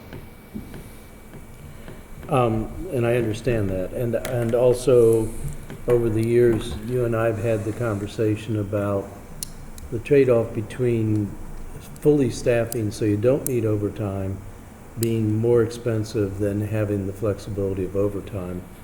But you reminded me of a lot of these things that I've sort of known as they were going along, but that's why it catches up with you. In a general comment about the budget detail, I find myself and my colleagues on the council a little schizophrenic. On one hand, we say, look, we don't know how to run the police department. We don't know how to run the fire department. We don't know how to run public works.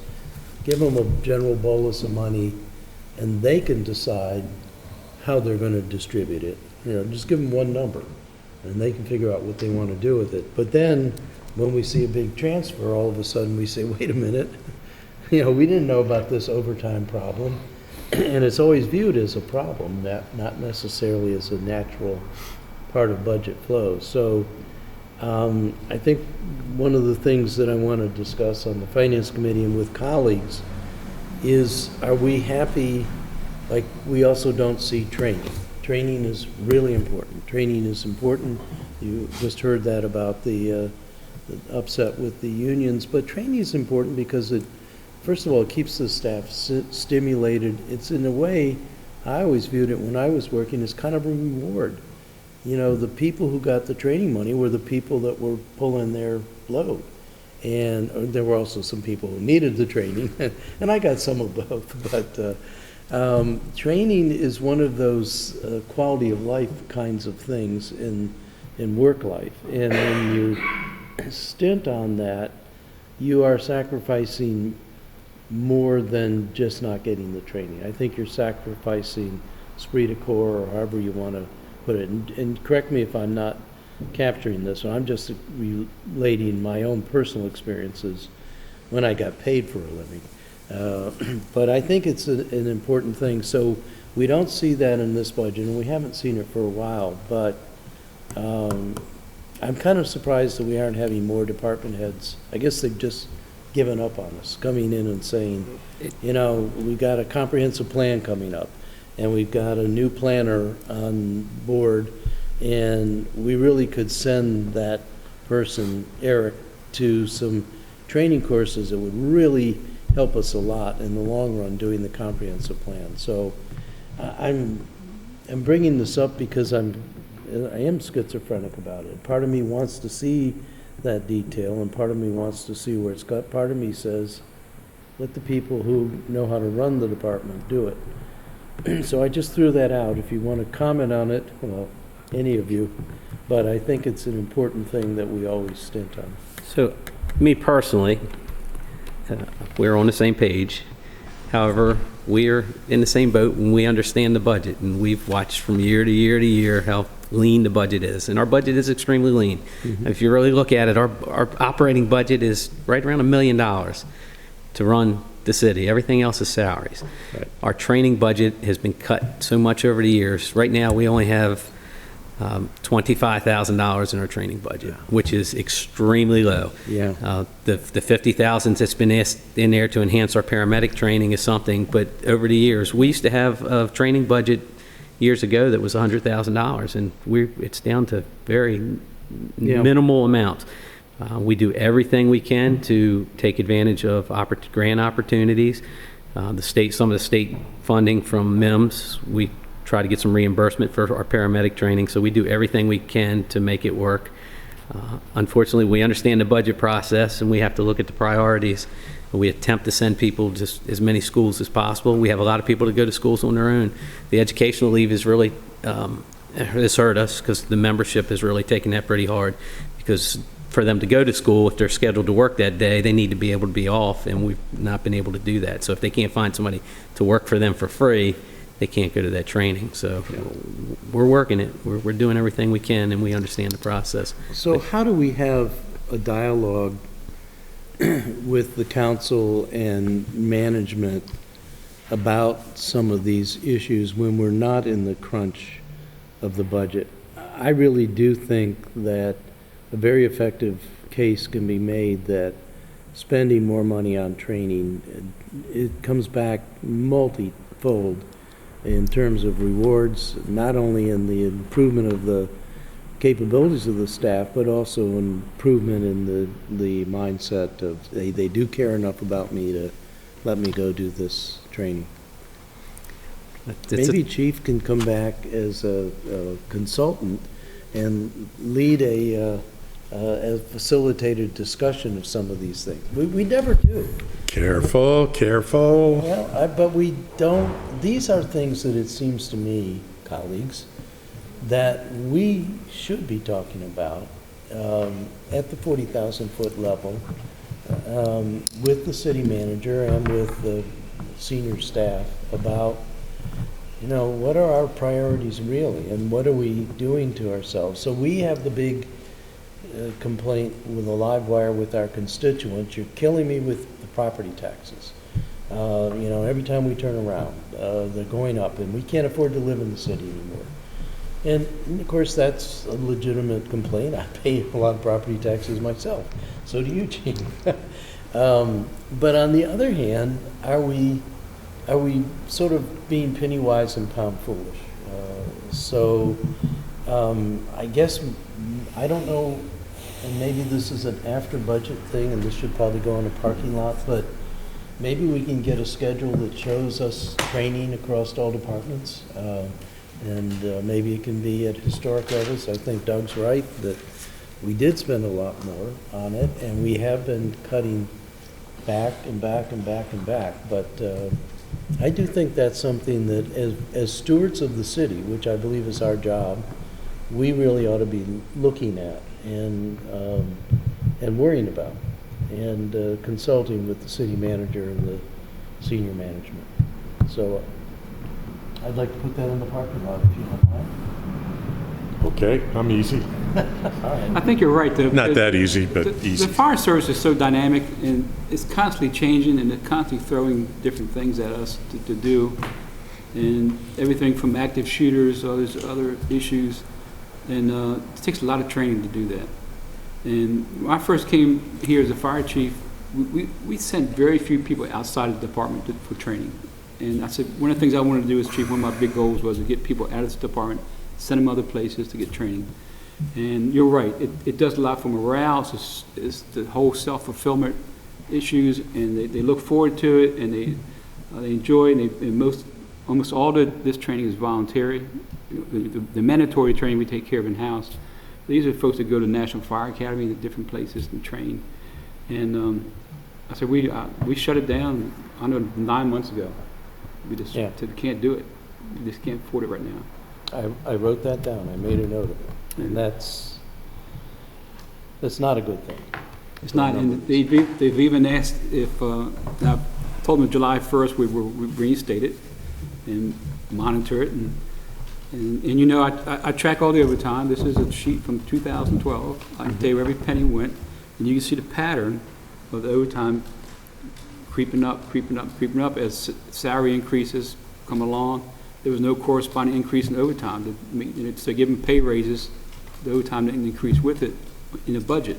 But, you know, we still spent the money, and they kept, you know, moving money around and doing a little shell game to cover the money, But your problem is, you're so good at anticipating and filling vacancies that you don't have the attrition float that police has. So you don't have that fungibility.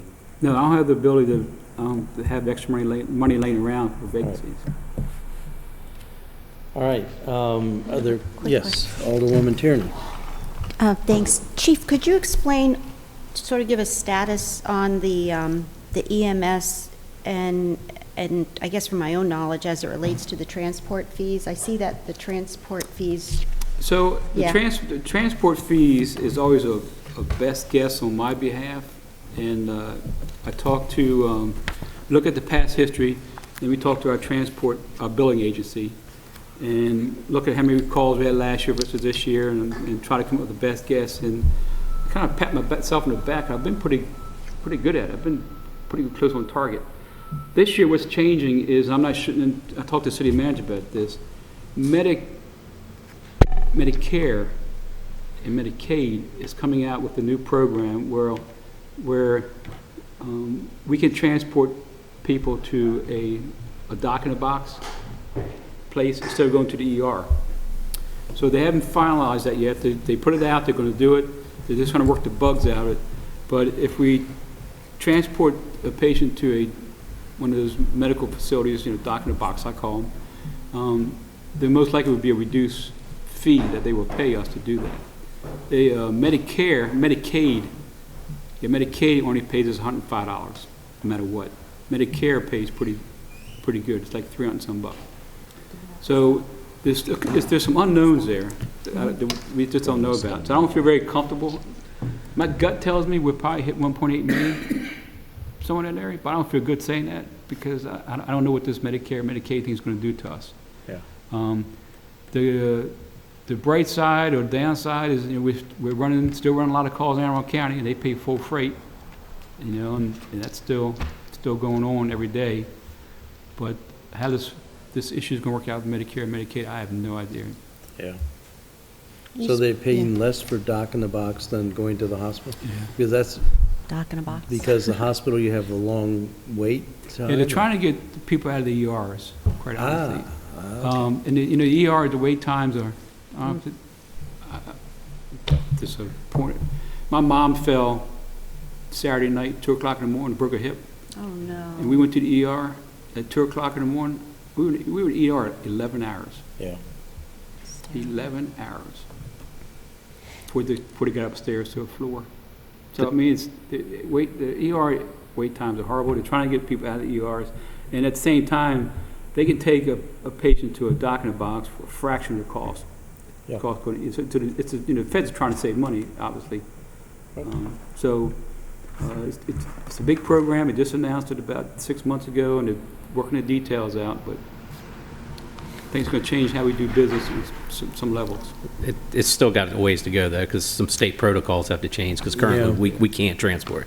We pick people up from those facilities and take them to hospitals, but we can't transport people there. Well, and this is what I did for a living, and we don't have the proper incentives, so we have people that are undercovered, and they use the emergency room for their routine medical care, and they clog it up.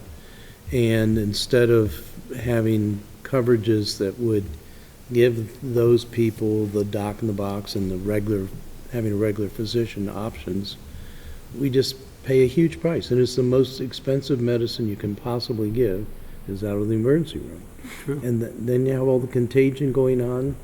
I had a chief of fire that got me into and through the emergency room recently.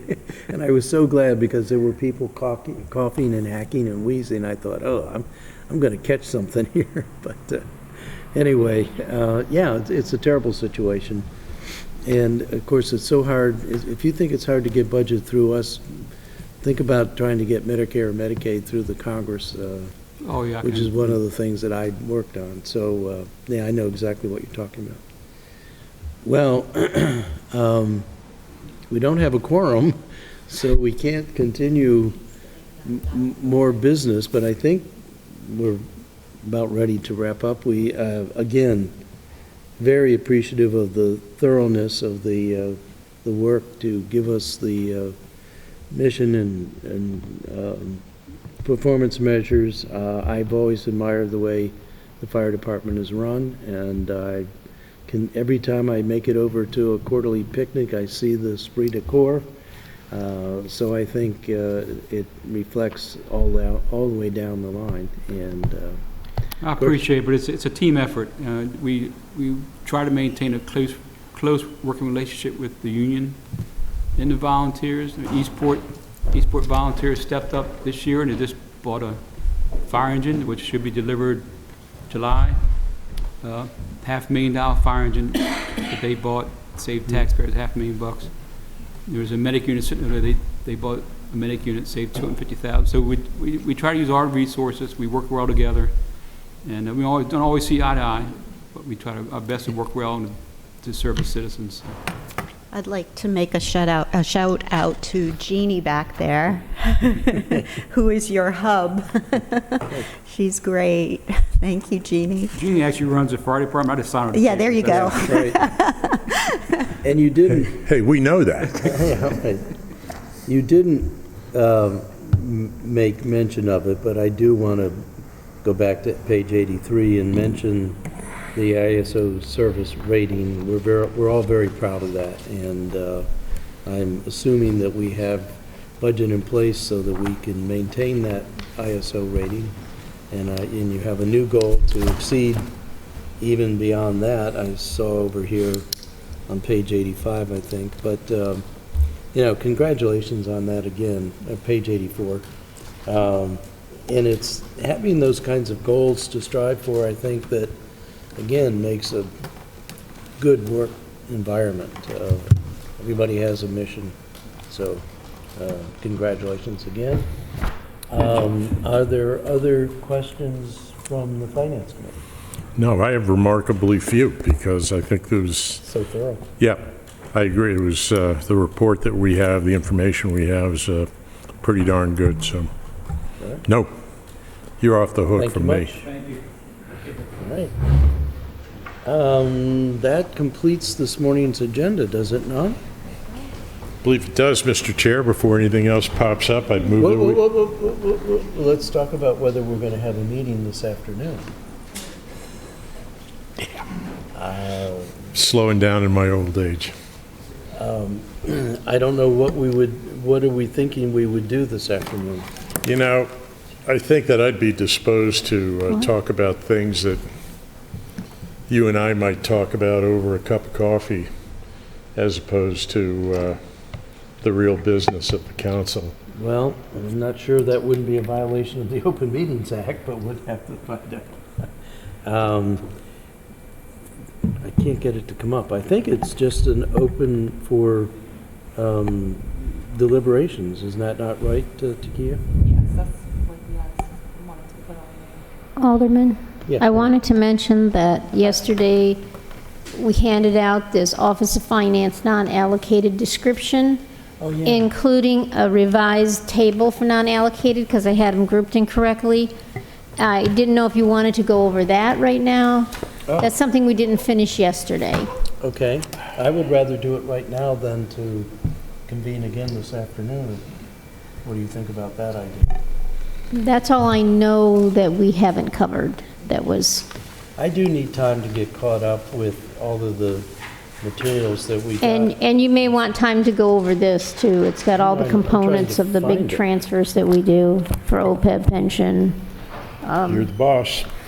Well, I've got Rotary starting between 11:45 and 12. Oh, yeah, I don't think, I can't find it, though. What does it look like? Okay, so they came in two pieces. One, I handed out this yesterday, this page here.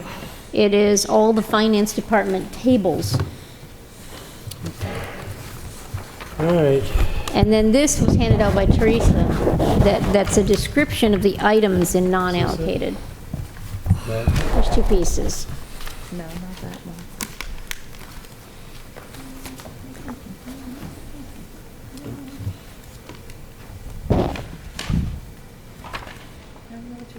She put holes in it. It's a whole bunch of paper, Okay, so I got that. Where would I put it? you might have put it in your, it had hole Under punches in it, so Finance you might have. Department. Okay. Check under there. Office of Finance, non-allocated, followed by, Okay, no, I would look for this sheet. I handed this out separately from this sheet. Human Resources, Information Technology, Finance. Yes, yep, you got it. Is this it? Yep. heh, imagine, I'm the first one to find it. Is that it? Oh, no.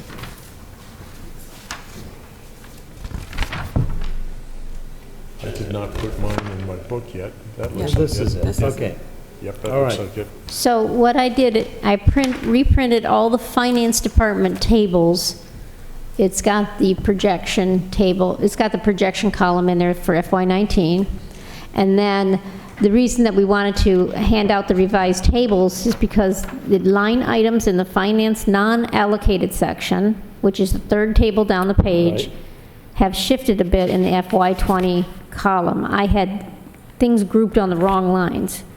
Okay. So we redid that table and gave it to you here.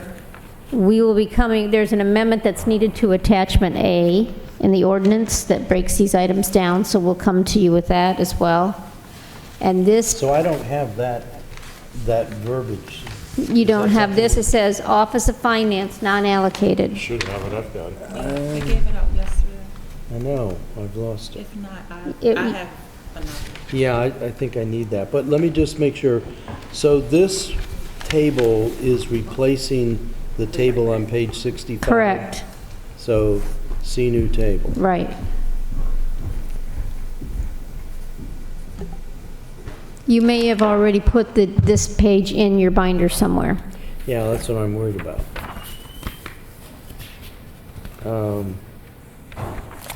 But I'm not finding it. And it looks like an important piece of paper to have. Yeah, it's 11:30 now. It's from when the electricity went out this morning, Everywhere. everywhere. All right, well, if you want to wait and talk about it another time, it won't take too long to go through it.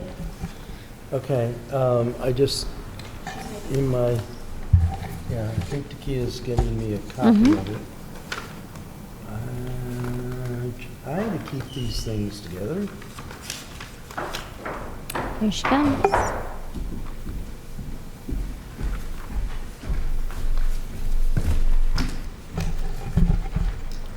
Thank you.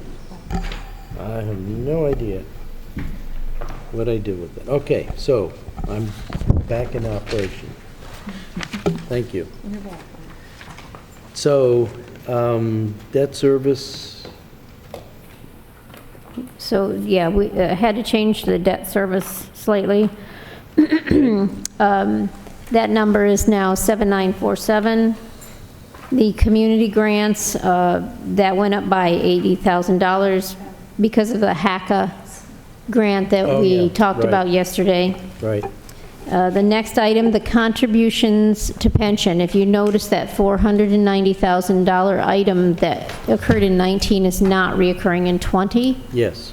That was because we put a small piece of the police and fire pension cost here last year because there was a increase in the rate and we didn't know how to spread it at the time, so we put it here. We're going to pay it out of here and it zeroes out for 20. It's all been allocated to the budgets for FY '20. Okay, Then on the contributions to OPEB, there is the total is $1,650,000.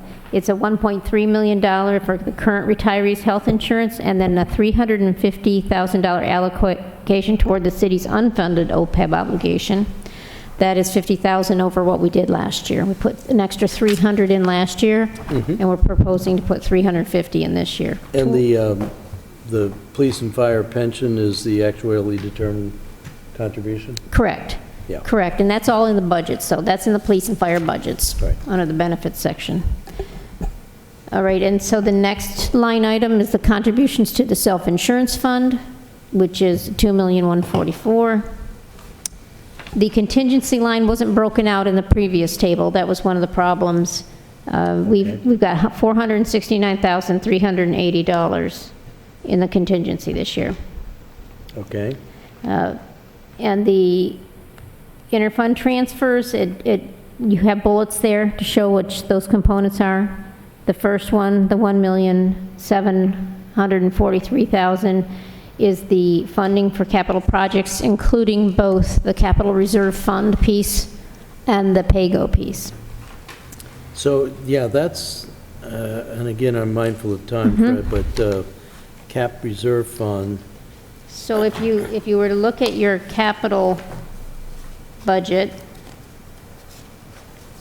you will see in FY '20,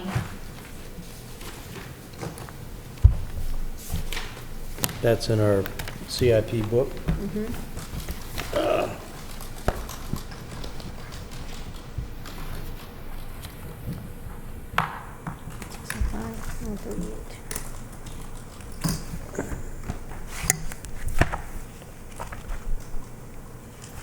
Wherever those pages show up. It's There we page go. 12 in your capital budget book. Right, That's what I'm directing you to.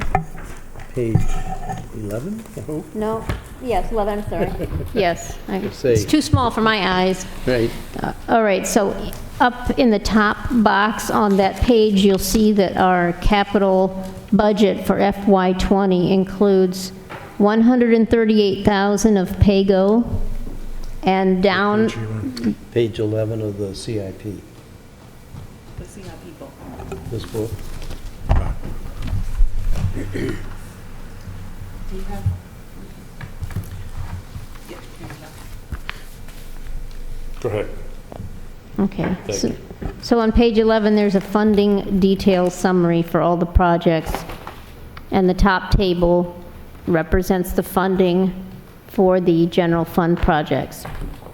And in that, you have $138,000 that we've allocated PAYGO for one or two smaller projects, and the $1,605,000 of the capital reserve fund that's down near the bottom of that table. Those two numbers together are the $1,743,000. Okay, the 1,605,000, Yes, and the 138. I'm not finding the 1,605,000. Okay, so it's in the top table on page 11, Right? and you go down bonds, PAYGO. Got it. Okay, yeah, it's an other. So those two numbers together are the money that's going from the general fund to the capital projects fund. And that includes part of the capital, how much of this is capital reserve fund? I thought there was like, $1,605,000.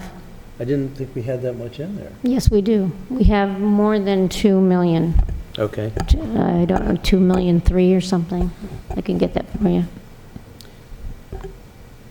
okay, I thought when Teresa and I were looking at it, it was less than that, but, okay. And then a million, $1 million to the fleet replacement fund, which is something we're doing, that's a new fund in 19, and we're giving it $1 million again in 20. We have a transfer, go ahead.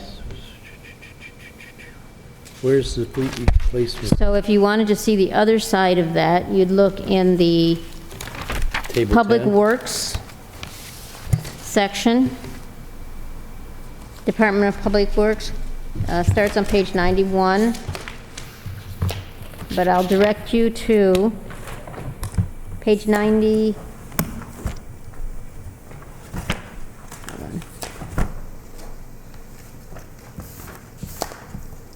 Go to page 102 in the Public Works presentation. Okay, Oh, that doesn't really talk about the revenue sources, I'm sorry, that's expenditure side. You will see that coming in on the revenue side for the fleet replacement fund, and I'm sorry, I'll direct you to page, oh boy, hold on. 37. I've got the revenue tables up front.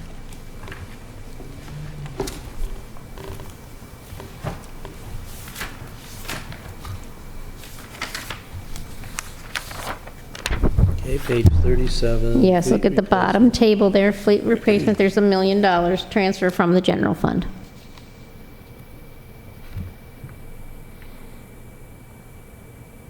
Now, what does that mean? The fleet replacement fund is responsible for replacing vehicles. Right now, they're a separate fund, but they've got to get their revenue from the participating funds that use the vehicles. So the general fund sends them $1 million, and they use that money to replace vehicles. Yeah, I'm just trying to, when we say coming from the general fund, is it, this must be the capital portion of the general fund? No. No. It's in finance, non-allocated, which is what we're reviewing right Oh, now. okay. It's a transfer for $1 million that's going out to the fleet replacement fund. And I was highlighting this table on page 37 to show you where it's coming into the other Right. fund as revenue.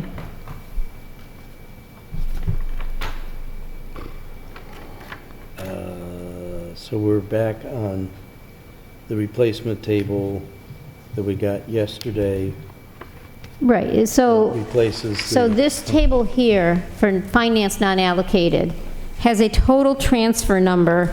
If you look at the transfer line, interfund transfers, it's totals $3,836,700. You see that in my table?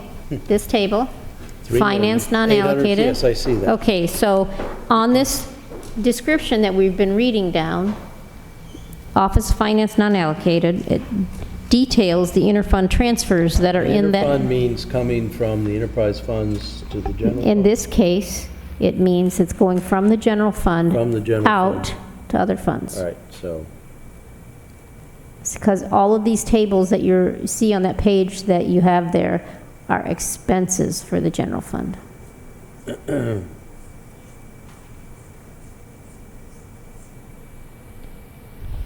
funds. And, So this handout here with the description on it gives you 4 bullet points that total that $3,836,700.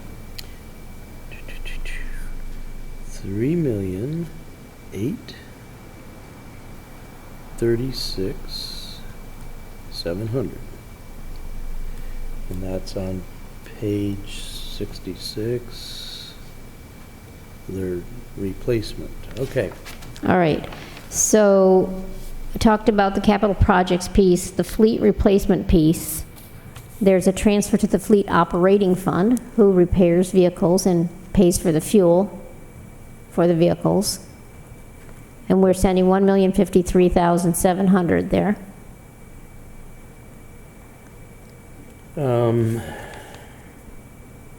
Where am I seeing that?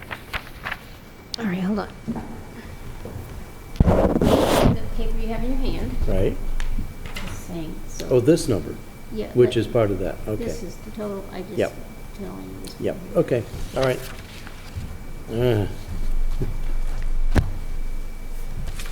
Okay, All right, and then the last item there, of course, is the $40,000 transfer to the Arts and Public Places Fund. right. All right, and the last item on the table for finance non-allocated is $385,000. And that is made up of our funding for the VIVA CHOP program for next year, ambulance transport fees, traffic signal fees, judgments and settlements, and that's just a miscellaneous category in case we need to pay out some particular judgment, and unemployment insurance. Again, I'm having a hard time, so these are transfers to, I'm having a hard time with the from and tos. All right, so that last item that I just talked about, Right. other, those are not transfers. Oh, Those are expenses that will be incurred in the finance non-allocated section that are of a miscellaneous nature. So we've grouped them in other. Okay. And if we wanted to find that back up in the budget, go back to wherever we're showing. The summary, for instance, Page what? if you look at, We're just on 37. Yeah, so where do we find the detail? What used to be the pro forma that showed us the expenditures, yeah, so expenditures of the general fund. This general fund retail, grants. Where's the general fund expenditures? all right, so if you go to page 25, 25, that's what I said. okay, Page 25, okay. all right. Page 25, if you go down to the line that says finance, Right? see it? Okay, It has three pieces there, operations, purchasing, and unallocated, and we prefer to call it non-allocated, so you'll see that in all of our other paperwork. That is the line item that is supported by this detailed table we just went over. okay. So here, this total is 385. What This I'm- totals $16,838,780, Okay, which is the total that you see on the table. so the grand total, no. No. Okay, hold on. I've got 3.8 million and 0.4 million, So this is 16,838,780. right? Where's the table that we were just looking at? The big, the one with all the tables? Where indeed, 66. There. That's that number right there. Okay, It's made up of these items, right, and this describes to you what's in those items. right, all right. So see page 25. You will see that here's my purchasing, here's my operations, those totals agree, Right, and this total carries forward to, okay. all right? All right, so I'm gonna take the afternoon to go back and redigest all of the things that we got yesterday. All right, so that's this finance non-allocated section, and at some point, I guess the committee had not taken any kind of recommendation on finance, and now police and fire as well. Right. No formal action on those departments. Okay, so, let me tell you where I'm starting to have, I looked at the 19 budget, and I saw that we raised the taxes, but we also made transfers from reserve of about $7 million. 7 million. Let me show you what I'm looking at. This is right out of our budget pages on the, down here at the bottom. I know which one you're talking about. All right, so what I'm trying to figure out is for 20, I'm trying to figure out how much all of these transfers are, the ones that are discussed in 017, where they're coming from and how much we're transferring in order to cover spending that is exceeded by straightforward revenue. And it feels to me like we're transferring another big dollop of money out of fund reserves.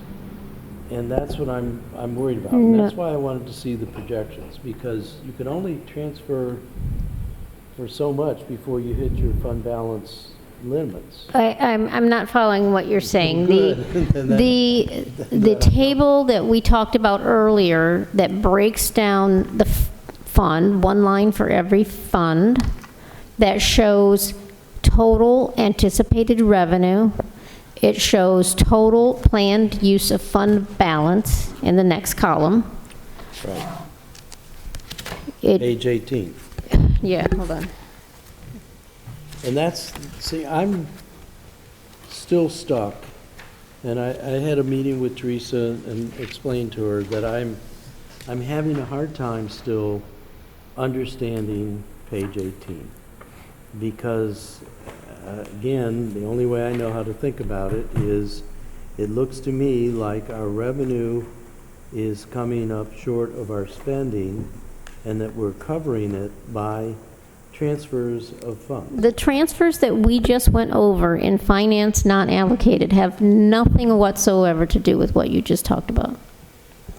They're not related. Those are transfers to funds Right. that use general fund monies on a regular basis for their cost. Okay. We separated fleet operations and fleet replacement. It used to be done through the general fund. We made it its own fund. So all the funds in the city that use those fleet operations and fleet replacement have to contribute to those funds in order for them to have a revenue source. So instead of paying for fleet operations out of the general fund, we transfer $1 million over, and then they use that money to spend out of that other fund. Okay. So those are normal operations. There's no changes there. That happens every year. What you're talking about with page 18 is where, for certain funds, the new revenue coming in is less than the total expenses, but that's because we are planning to use accumulated fund balance for purposes for which the fund balance is to be used for. Okay. And that, when we handed out this, she handed out a sheet of paper yesterday Right. with numbers, handwritten numbers on it, This and sheet right here. yes. And then the second page had an explanation of those handwritten numbers and Right. all the details of what those monies from fund balance are going to be used for. Here's my, and believe me, I'm at the 40,000 foot level. We transferred, in 19, we increased taxes, but we also transferred a lot of money out of fund balances. In Okay, 20, let me see what, let me do, I'm going to take a look at what you showed me. this is right off of the city website. These are all of the transfers. So we increased taxes, but we didn't increase them by the 13 cents. We increased them by 8.9 cents. So then we covered the increases in spending by transferring from other funds. What I'm worried about is that That is not, that, so those transfers that you're showing there, again, are planned uses of fund balance, not transfers to cover shortages of operating costs. Okay, so let me just step back, because we spent years after the near bankruptcy trying to build up our fund balances, and we got the general fund balance up to a reserve of $25 million or something like that. The rating agencies actually said we should be higher. Last year, if I recall it correctly, and I'm looking at my colleagues for help, Teresa said that's too much, so we're going to go back to something closer to the 15%, which is our budget target. That's the reserve amounts that are outlined in Title VI, Section 16B. So that, I'm worried that we're getting dependent upon running down fund balance. We are not. Okay. And if you look at the fund balance summary that I passed out yesterday, that is supposed to be your page 21. All right, let me try to find that. There it is. It looks like this. It's actually All right. that, rolls your fund balances forward from 18. It shows you the projected 19 numbers, the ending balance at 19. And if you notice, in So 18. Let me just make sure I know what I'm looking at. In 18, we had a general fund balance of 17 plus million. Mm-hmm. Then we got revenues and we had expenditures, we had a surplus, and that surplus made that 17 become 18.2. Right, which is an increase. Right. So now in 20, Mm-hmm. the way this table reads, we're going to be unchanged. Correct. We're planning So- on no surplus. So if you, correct. No additional surplus, and Right, this. no additional surplus. If you look here, the 1,605,000 of the capital reserve fund is dropped down to that other line, so that doesn't have that number in it now. But, Right. so we've delineated here all the fund balance pieces, what the activity is going to show, and when we go from 19 into 20, operating revenues of 80,621,800 equal operating expenses of 80,621,800. In fact, in the 80,621,800 are other things that will only happen once. They're not continuing. Okay. For instance, painting the fireboat. Painting the fireboat is only going to happen this once. It's $125,000. It's in the appropriations of 80,621,800. All right, so Fred, you have a time constraint, right? This is a personal problem. Ellie, you're the other numbers person on the council. Are you? I think the public is confused that they don't see these transfers all in one place. And it appears that the fund balance is, at least my constituents, the fund balance was utilized to offset a deficit in anticipated revenue. Is that a correct statement? No, it was not. Okay, So so timeout. I'd like to have a motion to adjourn. You can see I'm pretty confused, and I think maybe others are as well. I want to understand it, and so I think we need to. I move that we adjourn. Second. Okay. All in favor signify by saying aye.